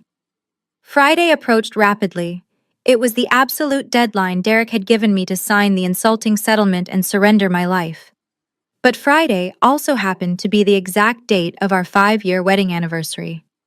Derek, blinded by his infinite arrogance, had not canceled the reservation at the exclusive restaurant where we celebrated every year. He told me we were going to go to dinner one last time to keep up appearances for his colleagues who might be dining there. He planned to feed me an expensive steak, hand me the final divorce papers to sign over dessert, and kick me out. He thought he was walking into a victory lap. He had no idea he was walking straight into an execution. Which brings us right back to this exact moment, the crystal chandelier glowing overhead, the heavy silence in the private VIP dining room, the thick manila envelope containing my divorce papers resting on the white linen tablecloth right next to my half-eaten filet mignon. Derek sat across from me, his hands steepled under his chin, wearing the arrogant smirk of a man who believed he had just successfully checkmated his opponent. Beside him, Patricia leaned forward, practically vibrating with toxic glee. They had executed their plan perfectly, or so they thought. They had ambushed me on our 5-year anniversary. They had publicly humiliated me in front of the waitstaff. They had slid the divorce petition and the $50,000 settlement agreement across the table, fully expecting me to burst into tears, sign the documents out of sheer terror, and vanish into the night with my garbage bags. I looked down at the documents. The bold black ink demanded my signature. It demanded my absolute surrender. Derek cleared his throat, a sharp, authoritative sound meant to snap me out of my supposed shock. "Go ahead and read it," Natalie, Derek instructed, gesturing lazily toward the papers. "The terms are exactly what we discussed at mediation. I even brought my favorite customized Mont Blanc pen for you to use. Let us wrap this up so we can all move on with our lives." Patricia scoffed softly, taking a sip of her sparkling water. "Do not coddle her, Derek. She knows she has no other choice. Just sign the papers, Natalie. The valet has already brought your car around to the front. You can leave right now and save yourself whatever tiny shred of dignity you think you have left." I did not reach for the pen. I did not reach for the papers. Instead, I reached for my wine glass. I lifted the delicate crystal stem, swirling the deep red liquid for a moment, admiring how it caught the ambient light from the chandelier above us. I took a slow, deliberate sip, letting the rich, heavy taste of the Cabernet coat my tongue. I swallowed, set the glass down precisely on the silver coaster, and offered my husband a smile so cold and utterly devoid of fear that his arrogant smirk finally began to falter. "You should keep this safe, Derek," I said, my voice perfectly smooth and echoing clearly in the quiet room, "because you are going to need it." Before he could process the sheer defiance in my tone, I pushed my chair back. The wooden legs scraped loudly against the polished hardwood floor. I stood up. I smoothed the front of my elegant emerald evening gown, pulling myself up to my full height. I was no longer playing the part of the broken, terrified wife. The charade was officially over. I was the managing beneficiary of a multi-million-dollar trust, and I was about to go to war. Derek frowned, his posture instantly stiffening. "What are you doing?" he demanded, a sudden flicker of genuine confusion crossing his meticulously groomed features. "Sit down and sign the papers, Natalie." I ignored him completely. I turned my attention to the far end of the private dining room. When Derek booked this premium VIP suite, his massive ego demanded all the elite corporate amenities available.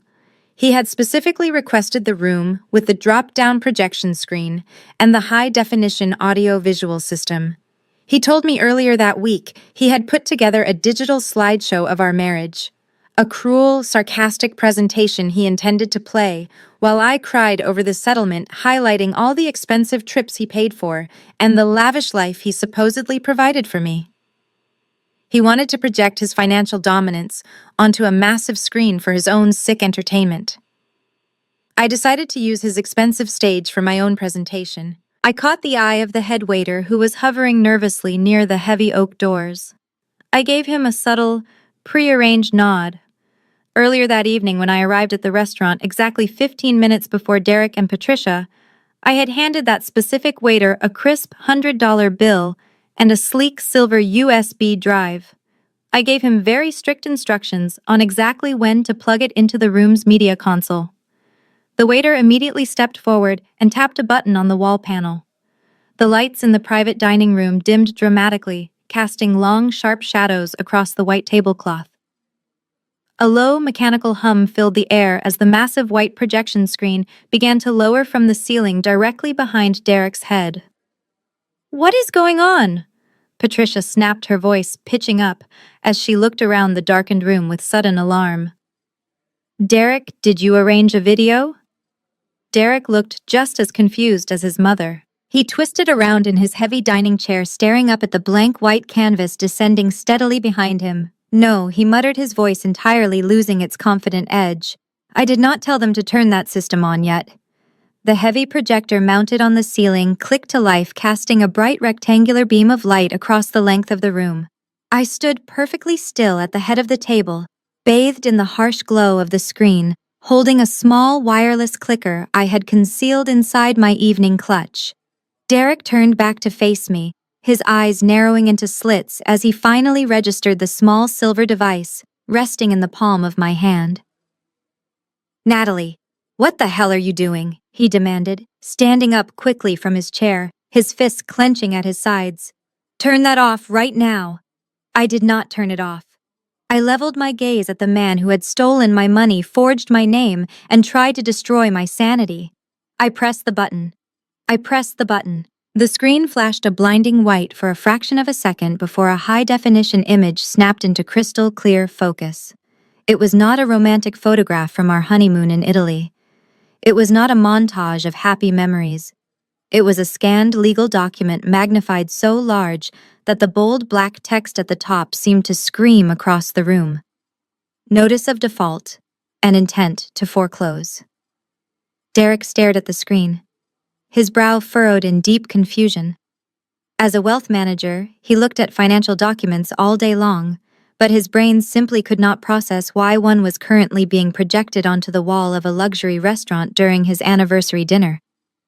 He stepped closer to the screen, his eyes scanning the address listed under the property details. It was our home address. You want me to sign over my half of the house, Derek? I asked, my voice slicing through the heavy silence of the room like a freshly sharpened blade. I walked slowly around the edge of the dining table, keeping my eyes locked firmly on his face.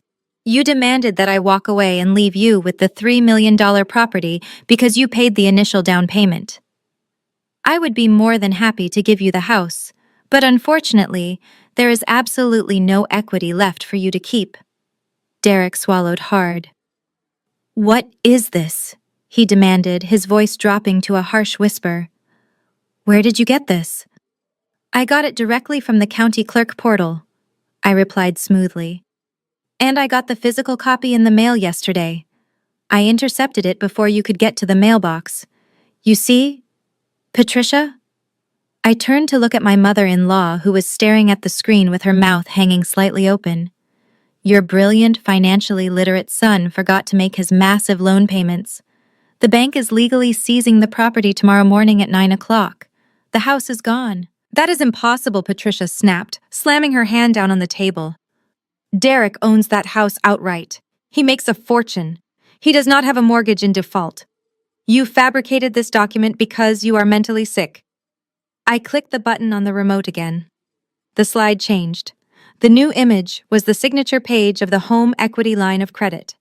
It clearly showed the $2 million loan amount. It showed Derek's signature. And right next to it, magnified to massive proportions, it showed my forged signature. I did not fabricate anything, Patricia, I said coldly. But your son certainly did. 2 months ago, Derek forged my name on federal banking documents to secretly pull $2 million in equity out of our marital home. He committed felony identity theft and bank fraud.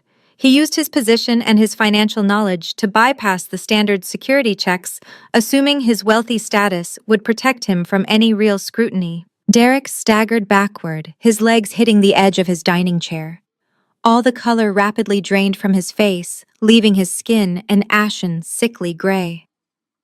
The arrogant, untouchable king of finance was completely gone, replaced by a terrified man who suddenly realized he was standing on a trapdoor that had just swung open. He gripped the back of the chair to steady himself. His breath came in short, shallow gasps. You might be wondering what a highly successful wealth manager needs with $2 million in stolen cash. I continued addressing the empty room, as if I were giving a corporate presentation. I clicked the remote a third time. The screen displayed the commercial property deed for the luxury penthouse downtown, clearly listing Apex Skyline, LLC, as the buyer. Right next to it, I had pasted a photo of Sienna wearing the $40,000 diamond necklace. I made sure the dates on the documents were circled in bright red ink for absolute clarity. He needed the money to fund his pathetic double life, I stated loudly, making sure every syllable echoed off the walls. He used the equity from the home I meticulously restored to buy a multi-million-dollar penthouse at the Azure Tower for his 26-year-old assistant, Sienna. And because you are terrible at hiding your digital footprints, Derek, I also know you bought her that ridiculous necklace using my credit card, the same credit card I reported stolen at your corporate charity gala, leaving her completely humiliated in front of your managing directors. Did she ever tell you how embarrassing that was for her? Derek opened his mouth to speak, but no sound came out. He looked like he was suffocating. He looked from the screen to his mother and then finally back to me. His mind was desperately trying to calculate how I had uncovered his meticulously hidden shell companies. He had assumed I was too focused on my own career to notice his deception. He had assumed I was too stupid to investigate a hidden wire transfer code. "You thought I was sitting at home crying over you, Derek," I whispered, stepping right up to him. "You thought you could terrorize me with a fake eviction notice and an insulting $50,000 settlement. But while you were busy trying to break me, I was busy gathering every single piece of evidence needed to completely destroy you. The house is gone, Derek. You lost it. And that is just the beginning." Patricia shattered the stunned silence in the private dining room. She shot up from her heavy wooden chair with such violent force that it tipped backward and crashed onto the hardwood floor. Her face was a mask of furious, desperate denial. The heavy gold jewelry around her neck rattled as she pointed a shaking finger directly at my face. "She is lying!"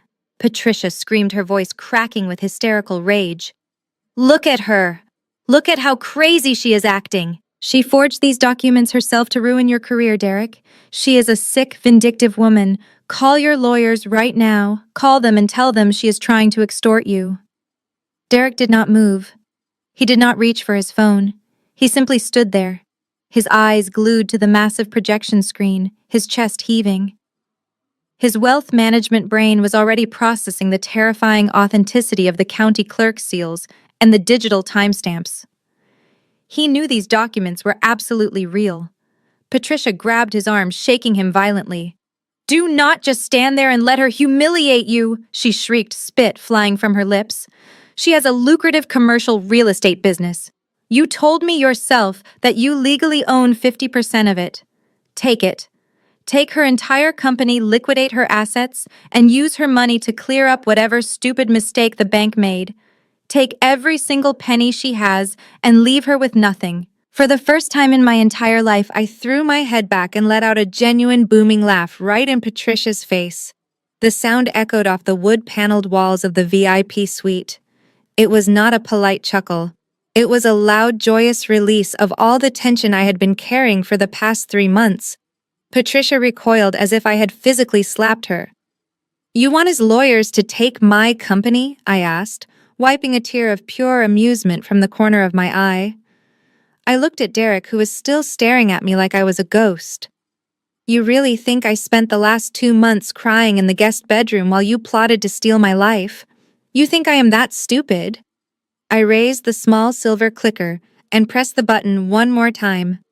The screen behind Derek flashed. The foreclosure notices and the photos of Sienna vanished.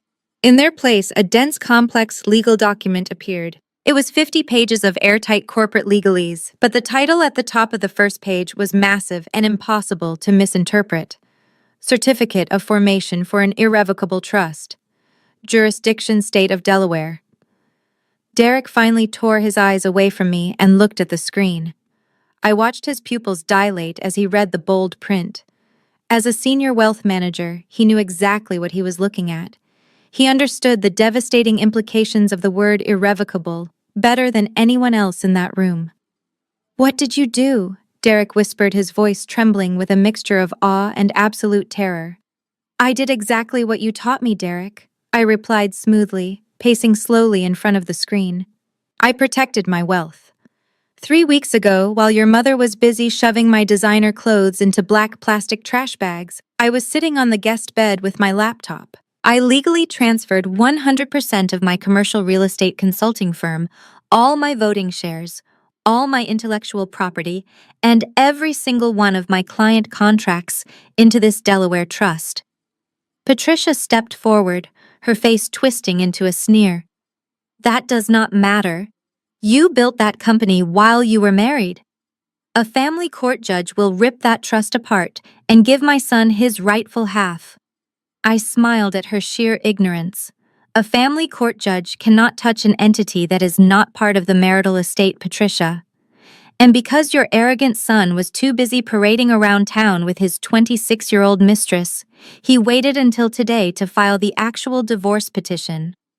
I transferred the assets weeks before any legal injunction was put in place.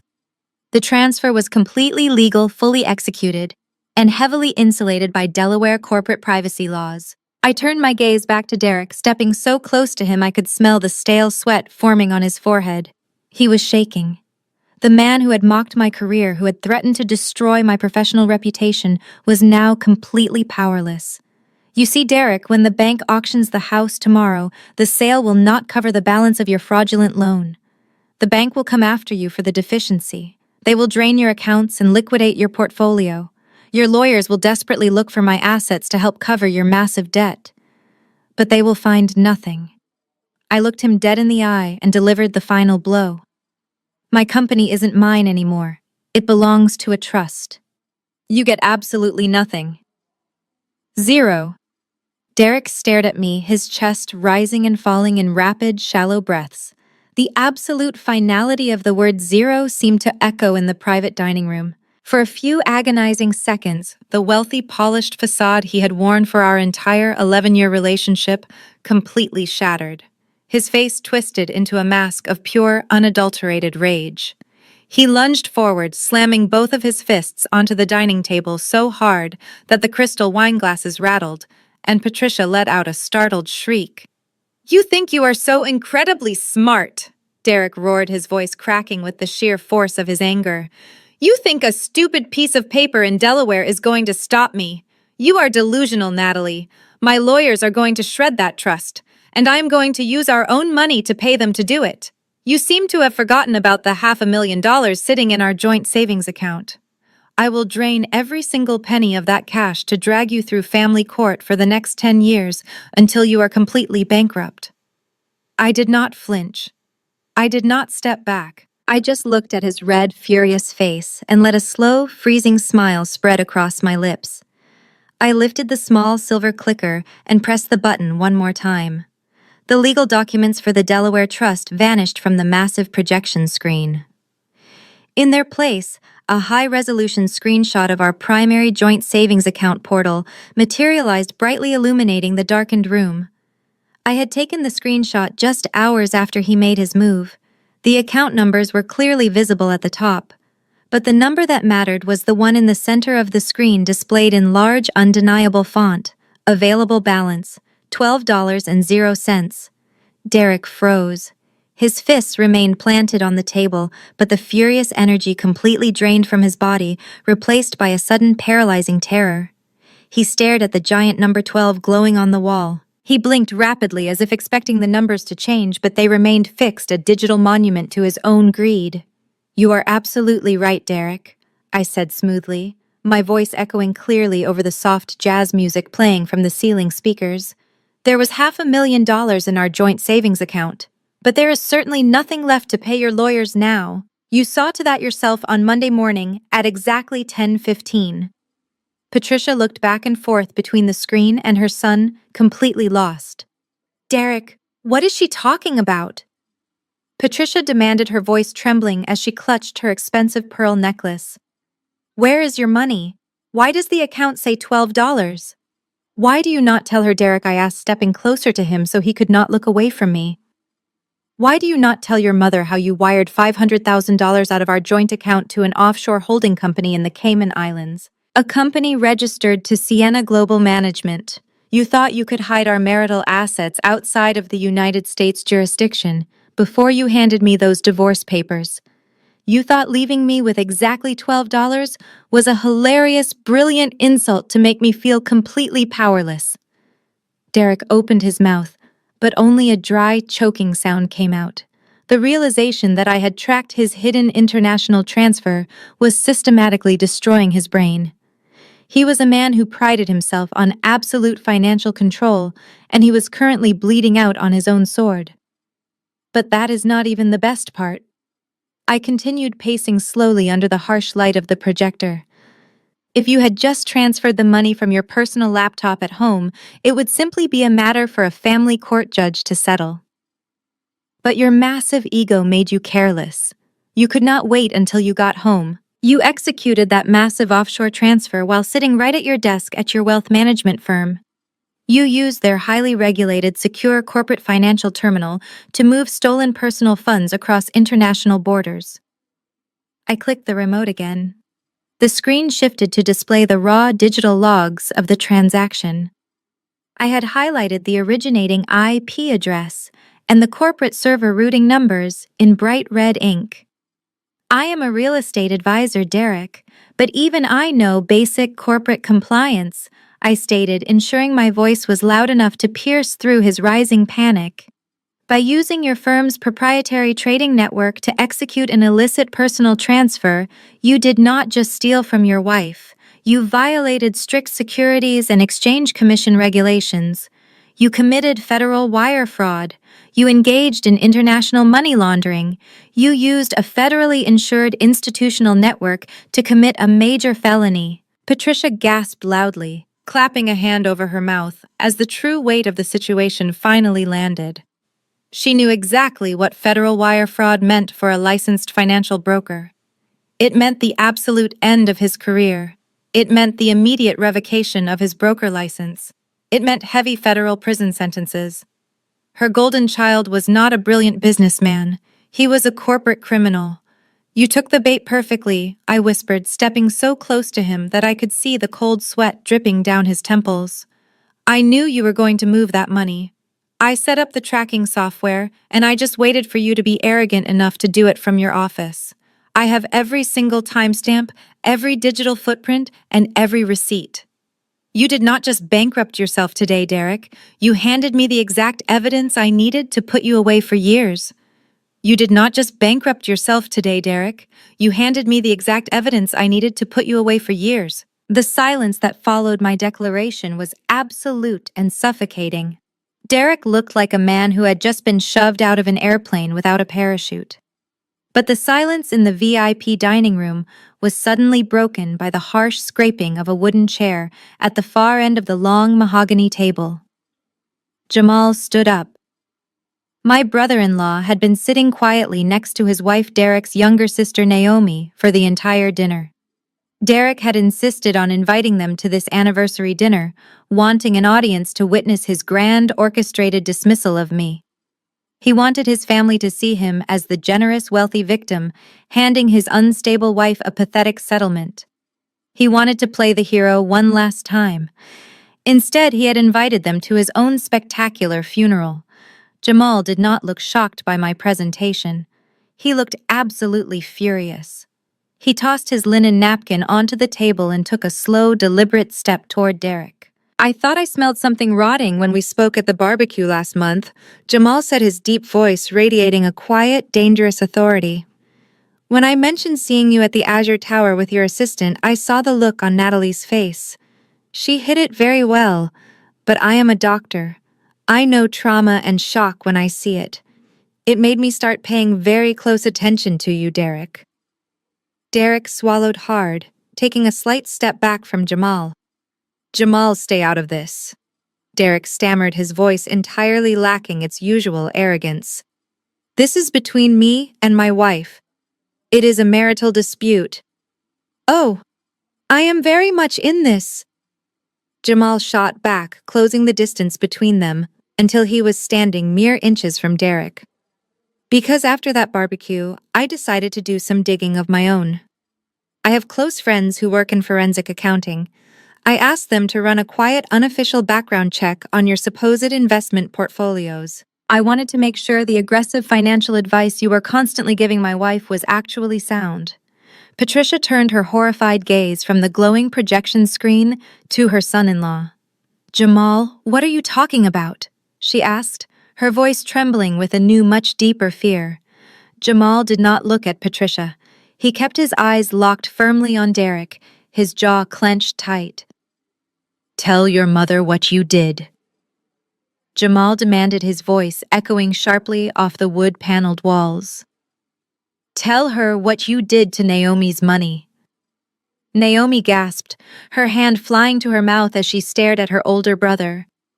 Derek's eyes darted frantically around the room, desperately looking for an exit that did not exist.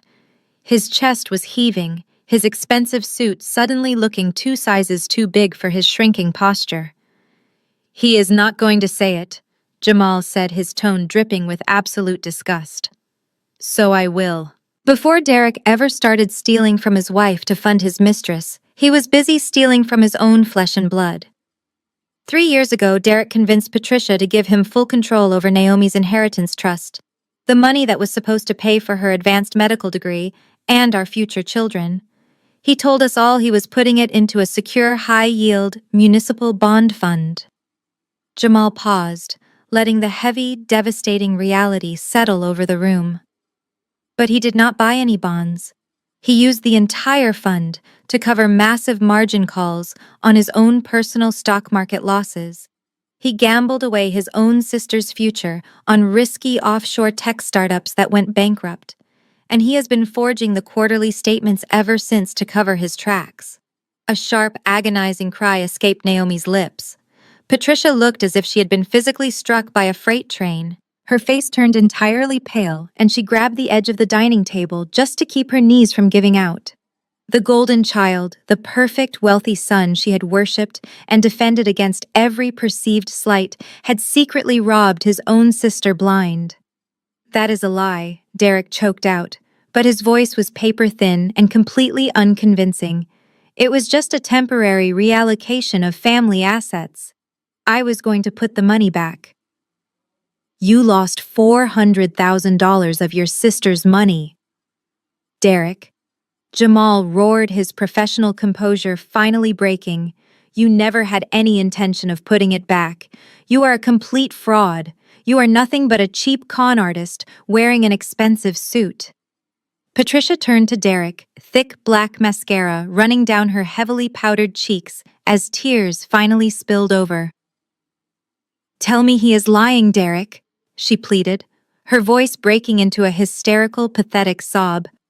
"Tell me you did not steal from your own sister." Derek opened his mouth, but no words came out.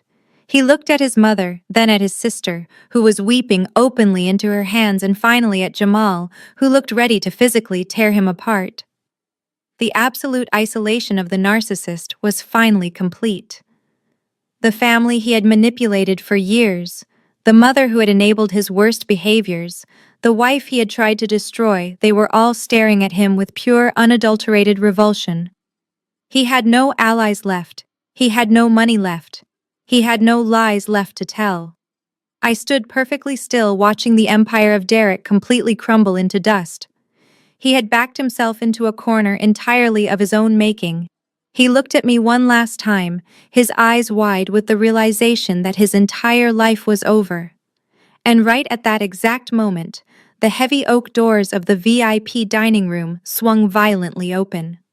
Derek let out a primal, guttural scream. The realization that he was completely ruined snapped whatever fragile thread of sanity he had left. He did not care that his family was watching. He did not care that we were in a public restaurant. His face contorted into a mask of pure, murderous fury. He planted both of his hands on the edge of the mahogany table and lunged directly across it, aiming straight for my throat. It was a spectacular display of his complete loss of control. He knocked over his own chair. His knees crashed into the fine china plates. Crystal wine glasses shattered into dozens of jagged pieces, sending dark red Cabernet splashing across the pristine white tablecloth like a violent crime scene. He stretched his arms out, his fingers hooking into claws, desperate to physically punish me for outsmarting him. I did not even flinch. I did not take a single step backward. Before his fingers could even brush the fabric of my dress, Jamal moved with the lightning-fast reflexes of a trauma surgeon. My brother-in-law stepped forward, grabbed the lapels of Derek's custom Italian suit, and yanked him backward with massive force. Jamal threw him off the table and shoved him hard against the wood-paneled wall. Derek hit the wall with a loud thud, knocking a framed painting off its hook. It crashed to the floor, the glass shattering right next to his expensive leather shoes. "Stay down," Jamal ordered, his voice booming with absolute authority as he pinned Derek against the wood by his shoulders. "Do not even think about touching her." Derek struggled weakly, panting heavily, his chest heaving as he glared at me with absolute hatred. And right at that exact moment, the heavy oak doors of the VIP dining room swung violently open. The restaurant manager did not walk in. The waitstaff did not rush in to clean up the broken glass. Instead, Two tall men wearing sharp, dark suits stepped firmly into the room. They possessed an imposing, undeniable aura of authority that instantly sucked all the remaining oxygen out of the space. The lead man, a broad-shouldered agent with a completely stoic expression, reached into his breast pocket. He flipped open a leather wallet, revealing a gleaming gold shield. Federal Bureau of Investigation. The lead agent announced, his voice carrying the heavy clinical weight of the United States government. "We are looking for Derek." I calmly lifted my left arm and glanced at the face of my silver wristwatch. 8:30 in the evening. "Right on time," I said softly, offering the two federal agents a polite nod. "He is right over there against the wall." Derek froze completely.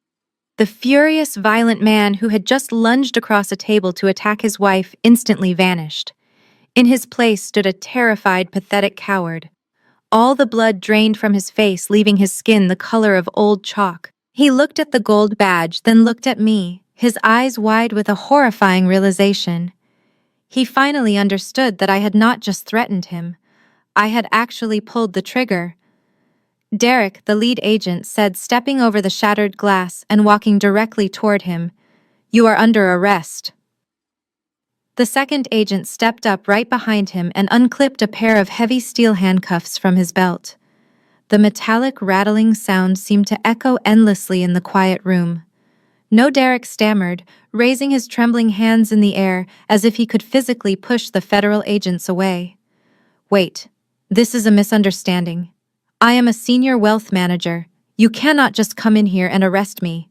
Let me call my corporate attorneys." "You can call whoever you want after we process you at the federal holding facility," the lead agent replied coldly.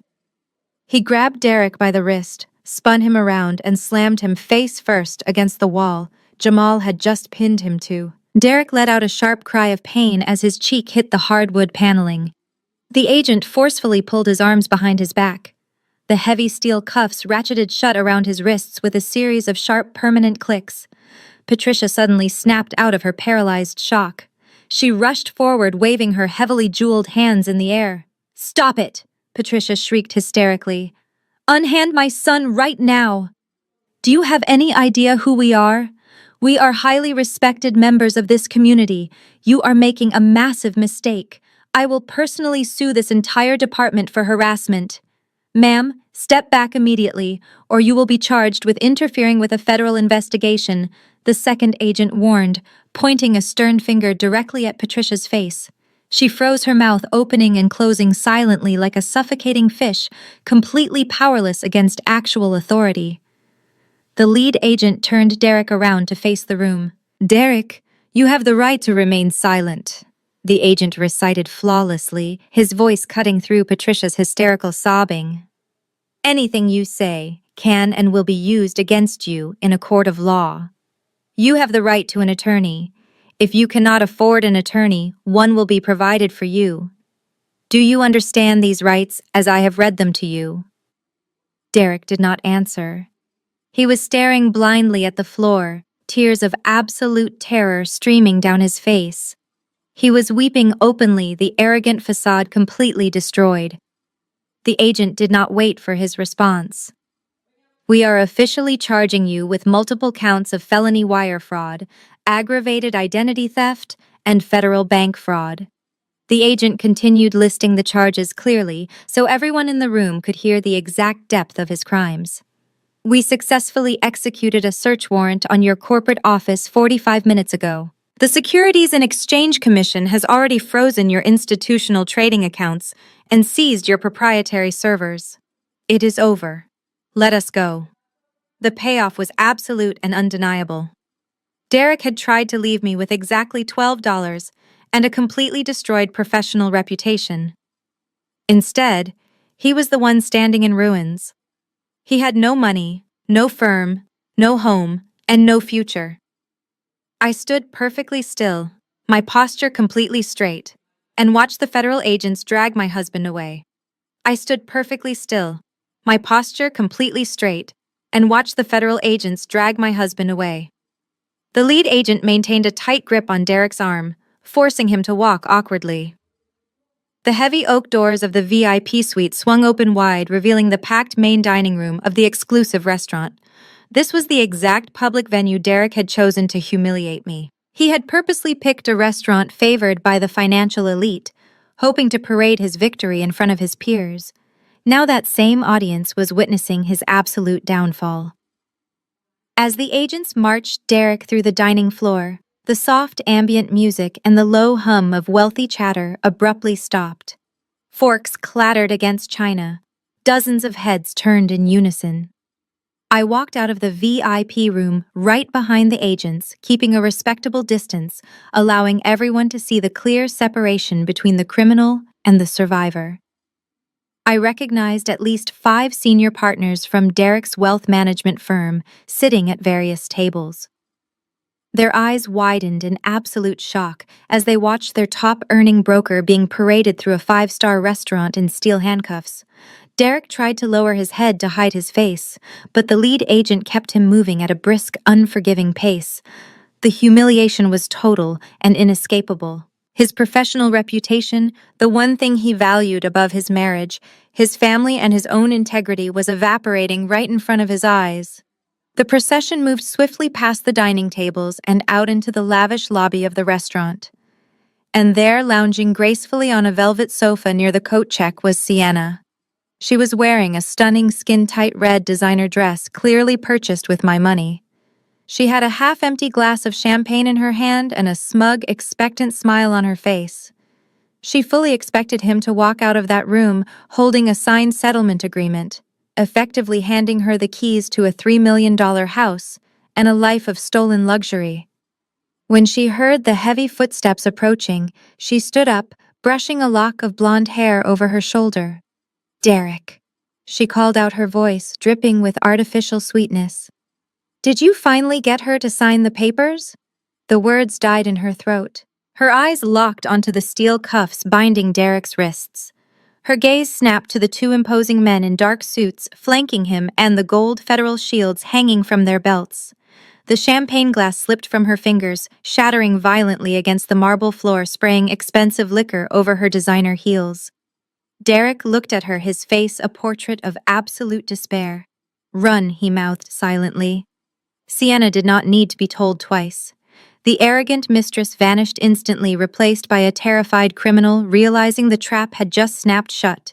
She spun around on her expensive heels and bolted toward the heavy glass revolving doors leading out to the street. She made it exactly 5 steps before 2 more federal agents, who had been quietly waiting outside by the valet stand, pushed through the side entrance and stepped directly into her path. "Sienna Global Management," I assume one of the new agents said, flashing his badge. He grabbed her arm firmly, stopping her frantic escape attempt dead in its tracks. "Let me go!" Sienna shrieked, struggling violently against the agent's grip. "I have not done anything wrong. I am just his assistant. You have no right to touch me." "You are much more than an assistant now," the agent replied. "You are the registered owner of a Cayman Islands shell corporation that just received $500,000 in stolen funds via an illegal international wire transfer. That makes you a primary co-conspirator in a federal money laundering operation." Sienna stopped struggling. The color drained from her face as the words "money laundering" echoed through the cavernous lobby. She looked frantically at Derek, begging him to save her, but Derek just hung his head, entirely broken. "I do not have that money," Sienna sobbed, her tough facade completely crumbling into pathetic desperation. "I do not even know how to access that offshore account." "Do not worry about accessing it," the agent told her coldly, pulling out his own handcuffs. "The Securities and Exchange Commission, working with international authorities, froze that account 20 minutes ago. The money is gone. The penthouse is being seized as evidence. You are entirely broke and you are under arrest." She began to wail, a loud, piercing sound of pure panic, as the cold steel locked around her wrists. I stood at the top of the lobby steps, watching the 2 people who had conspired to steal my life being frog-marched out the front doors and shoved into the back of waiting black federal vehicles. The heavy glass doors of the restaurant lobby slid shut, cutting off the wail of police sirens as the black federal vehicles pulled away from the curb. The flashing red and blue lights reflected against the polished marble floors, fading into the dark city streets, until there was nothing left but an eerie, suffocating silence. I stood at the top of the steps taking a slow, deep breath. The air had never tasted so incredibly clean. The lobby was completely frozen in a state of collective shock. Waiters, managers, and wealthy patrons stood completely motionless, processing the spectacular destruction of a man they had all respected just an hour ago. The elite financial crowd Derek had desperately wanted to impress was now whispering excitedly, already tearing his reputation apart like vultures. And standing right in the center of the wreckage, looking smaller and older than I had ever seen her, was Patricia. She was staring out the glass doors, her heavily powdered face streaked with thick black mascara. The reality of what had just happened was finally crashing down on her. Her golden child, the son she had elevated above everyone else, the son who had funded her luxurious lifestyle and stroked her massive ego, was gone. He was not just arrested for a minor local misdemeanor. He was being booked into a federal holding facility for crimes that carried decades of mandatory prison time. He had lost his career, his reputation, and his absolute freedom in the span of 15 minutes. Patricia slowly turned around to face me. The arrogant sneer she usually wore like a crown was entirely absent. Her hands were shaking violently. She took a hesitant step forward, her expensive heels clicking weakly against the floor. She looked at me not with her usual blazing hatred, but with a sudden, desperate panic. She knew Derek's assets were completely frozen. The federal agents had made that perfectly clear before dragging him away. Any money tied to his name, his shell companies, or his firm was completely inaccessible, seized by the government pending a massive investigation. She also knew that she could not afford to hire the kind of high-powered federal defense attorney required to keep a white-collar criminal out of a penitentiary. She only knew one person in the entire city who currently had the liquid capital and the airtight legal structure to bail him out. Me. Natalie. Patricia whispered, her voice cracking so severely, she sounded like she was physically choking. Natalie, please? She stumbled forward, closing the distance between us. Her knees buckled under the immense weight of her collapsing world. The woman who had spent the last 11 years looking down her nose at me, the woman who had happily packed my clothes into garbage bags just a few weeks ago to make room for his mistress, literally collapsed at my feet.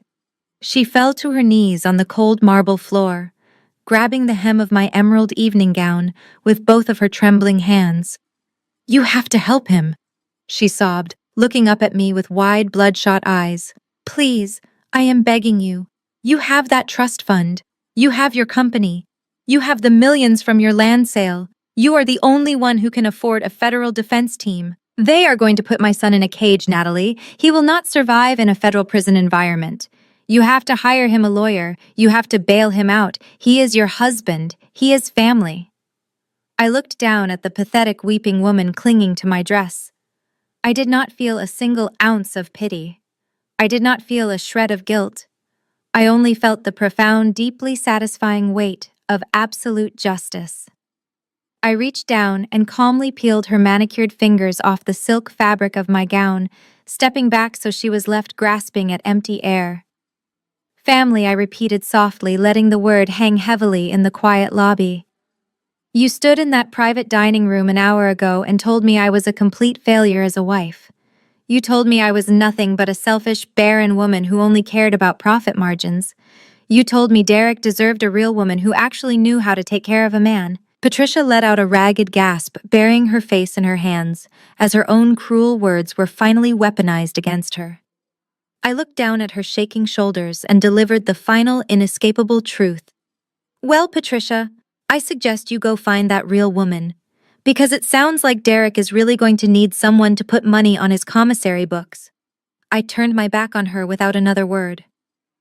I walked toward the valet stand, my heels clicking sharply and confidently against the marble.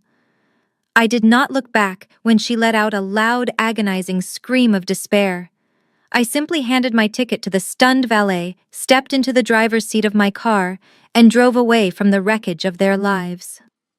Before I even pulled out of the parking lot, I opened my phone and permanently blocked Derek, Patricia, and every single member of his toxic family. Total, unbreakable no contact was established. They were officially dead to me. They were officially dead to me. 6 months passed since that night at the restaurant, and the passage of time only cemented the absolute destruction of Derek's empire. The federal justice system is typically known for moving at a glacial pace, but when an investigator is handed a perfectly organized, digitally authenticated dossier of financial crimes, the wheels of justice turn with terrifying speed. Derek did not even make it to a full trial. His high-priced corporate defense attorneys took one look at the server logs, the forged signature verifications, and the offshore wire transfer receipts, and they immediately advised him to surrender. Fighting the charges in front of a jury would have resulted in a maximum sentence. He pleaded guilty to federal wire fraud, aggravated identity theft, and bank fraud. The professional fallout was instantaneous and brutal. The Securities and Exchange Commission did not just freeze his accounts. They permanently revoked his broker license and issued a lifetime ban from the financial industry, ensuring he could never legally touch another portfolio again. Furthermore, the wealth management firm he worked for filed a massive civil lawsuit against him for breaching their security protocols and severely damaging their corporate reputation.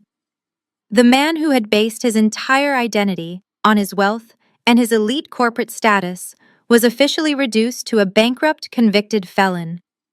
I did not attend his sentencing hearing. I had absolutely no desire to see him cry in front of a federal judge, but my attorney Harrison kept me fully informed of every satisfying detail. The judge was completely merciless, noting that Derek had utilized a position of high trust to defraud both his financial institution and his own family members. Derek was sentenced to 96 months in a federal correctional institution, followed by 5 years of strict, supervised release. He traded his custom-tailored Italian suits for a standard-issue khaki uniform. The man who used to complain about the temperature of his morning espresso is now taking daily orders from prison guards. Sienna, the arrogant 26-year-old, who thought she had successfully stolen a millionaire husband, learned a very harsh lesson about the reality of dirty money. Because her name was registered to the offshore shell company that received the stolen funds, she was formally indicted as a co-conspirator in the money laundering scheme. She managed to avoid a federal prison cell by immediately turning on Derek, accepting a plea deal, and providing the FBI with every single text message and email they had ever exchanged. But avoiding prison did not save her from absolute financial ruin. The bank immediately seized the luxury penthouse at the Azure Tower. Federal agents confiscated the $40,000 diamond necklace and froze every single asset she had accumulated during her affair. She was evicted with nothing but a cheap suitcase. Last week, a former colleague from my commercial real estate network told me they saw Sienna working the perfume counter at a mid-tier department store in a suburban mall. She now spends her days standing on her feet, spraying fragrance samples for teenagers on minimum wage. It is a very far cry from the opulent life she thought she had secured by destroying my marriage. The most satisfying downfall, however, belonged entirely to Patricia. True to her toxic, enabling nature, she refused to accept that her golden child was a manipulative criminal. She desperately tried to play the role of the wealthy matriarch fighting for her unjustly accused son. She hired one of the most expensive criminal defense firms in the city to negotiate his plea deal. But federal defense attorneys require massive retainers, and Derek's assets had been entirely seized by the government. To cover the exorbitant legal fees and to pay the massive court-ordered restitution to Naomi for the trust fund he stole, Patricia had to liquidate everything she owned. She was forced to put her sprawling suburban home on the market. Because she needed the cash immediately to keep her son's defense lawyers working, she was forced to sell the property at a massive loss. I heard through the grapevine that she even had to host a humiliating estate sale, selling off her antique furniture and heavy gold jewelry just to make ends meet. The woman who used to sneer at my career and look down on my background is now renting a tiny, cramped two-bedroom apartment in a highly undesirable neighborhood on the outskirts of the city.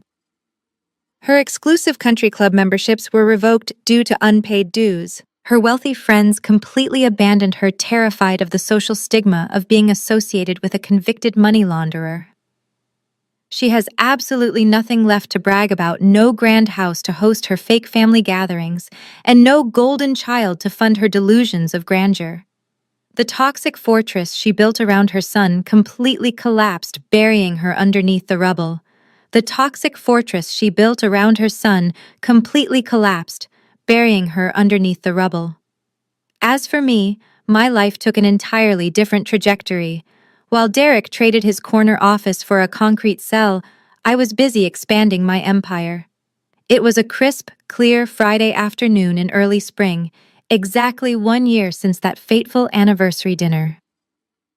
I stood on the sprawling rooftop balcony of my newest commercial acquisition. It was a stunning 20-story glass and steel high-rise located right in the heart of the downtown financial district. I had closed the massive deal just 2 weeks ago. I did not need a mortgage, and I certainly did not need a partner to co-sign the loan. I purchased the entire building outright in cash, filtering the transactions seamlessly through my Delaware Irrevocable Trust.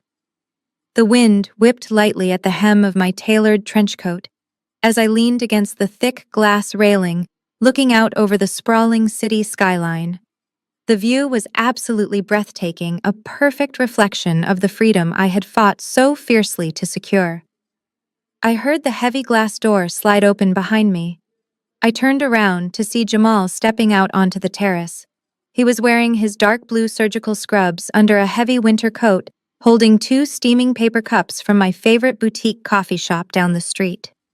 He smiled, a genuine, warm expression that stood in stark contrast to the fake grins Derek used to wear. I thought the owner of this magnificent building might need a caffeine boost to celebrate her first official week of occupancy, Jamal said, walking over and handing me a cup. Thank you, Jamal, I replied, wrapping my hands around the warm cup. How is Naomi doing? She is thriving, he answered, leaning against the glass rail beside me. The restitution checks from Patricia's estate sale finally cleared the court last month. Naomi paid off her medical school tuition in full yesterday. She is going to graduate at the top of her class this spring, without a single dime of debt. We are actually flying to Europe for a month to celebrate before her residency begins. I smiled, genuinely happy that Derek's sister was finally getting the future she deserved. Tell her I am incredibly proud of her, I said. And thank you for coming by today. I know your schedule at the hospital is brutal, but I am glad you are here. I would not miss this, Jamal said, gesturing out toward the skyline. Look at what you accomplished, Natalie. You did not just survive that nightmare, you conquered it. And I have to admit, there is a certain poetic justice in the exact location of this building. He pointed directly across the street.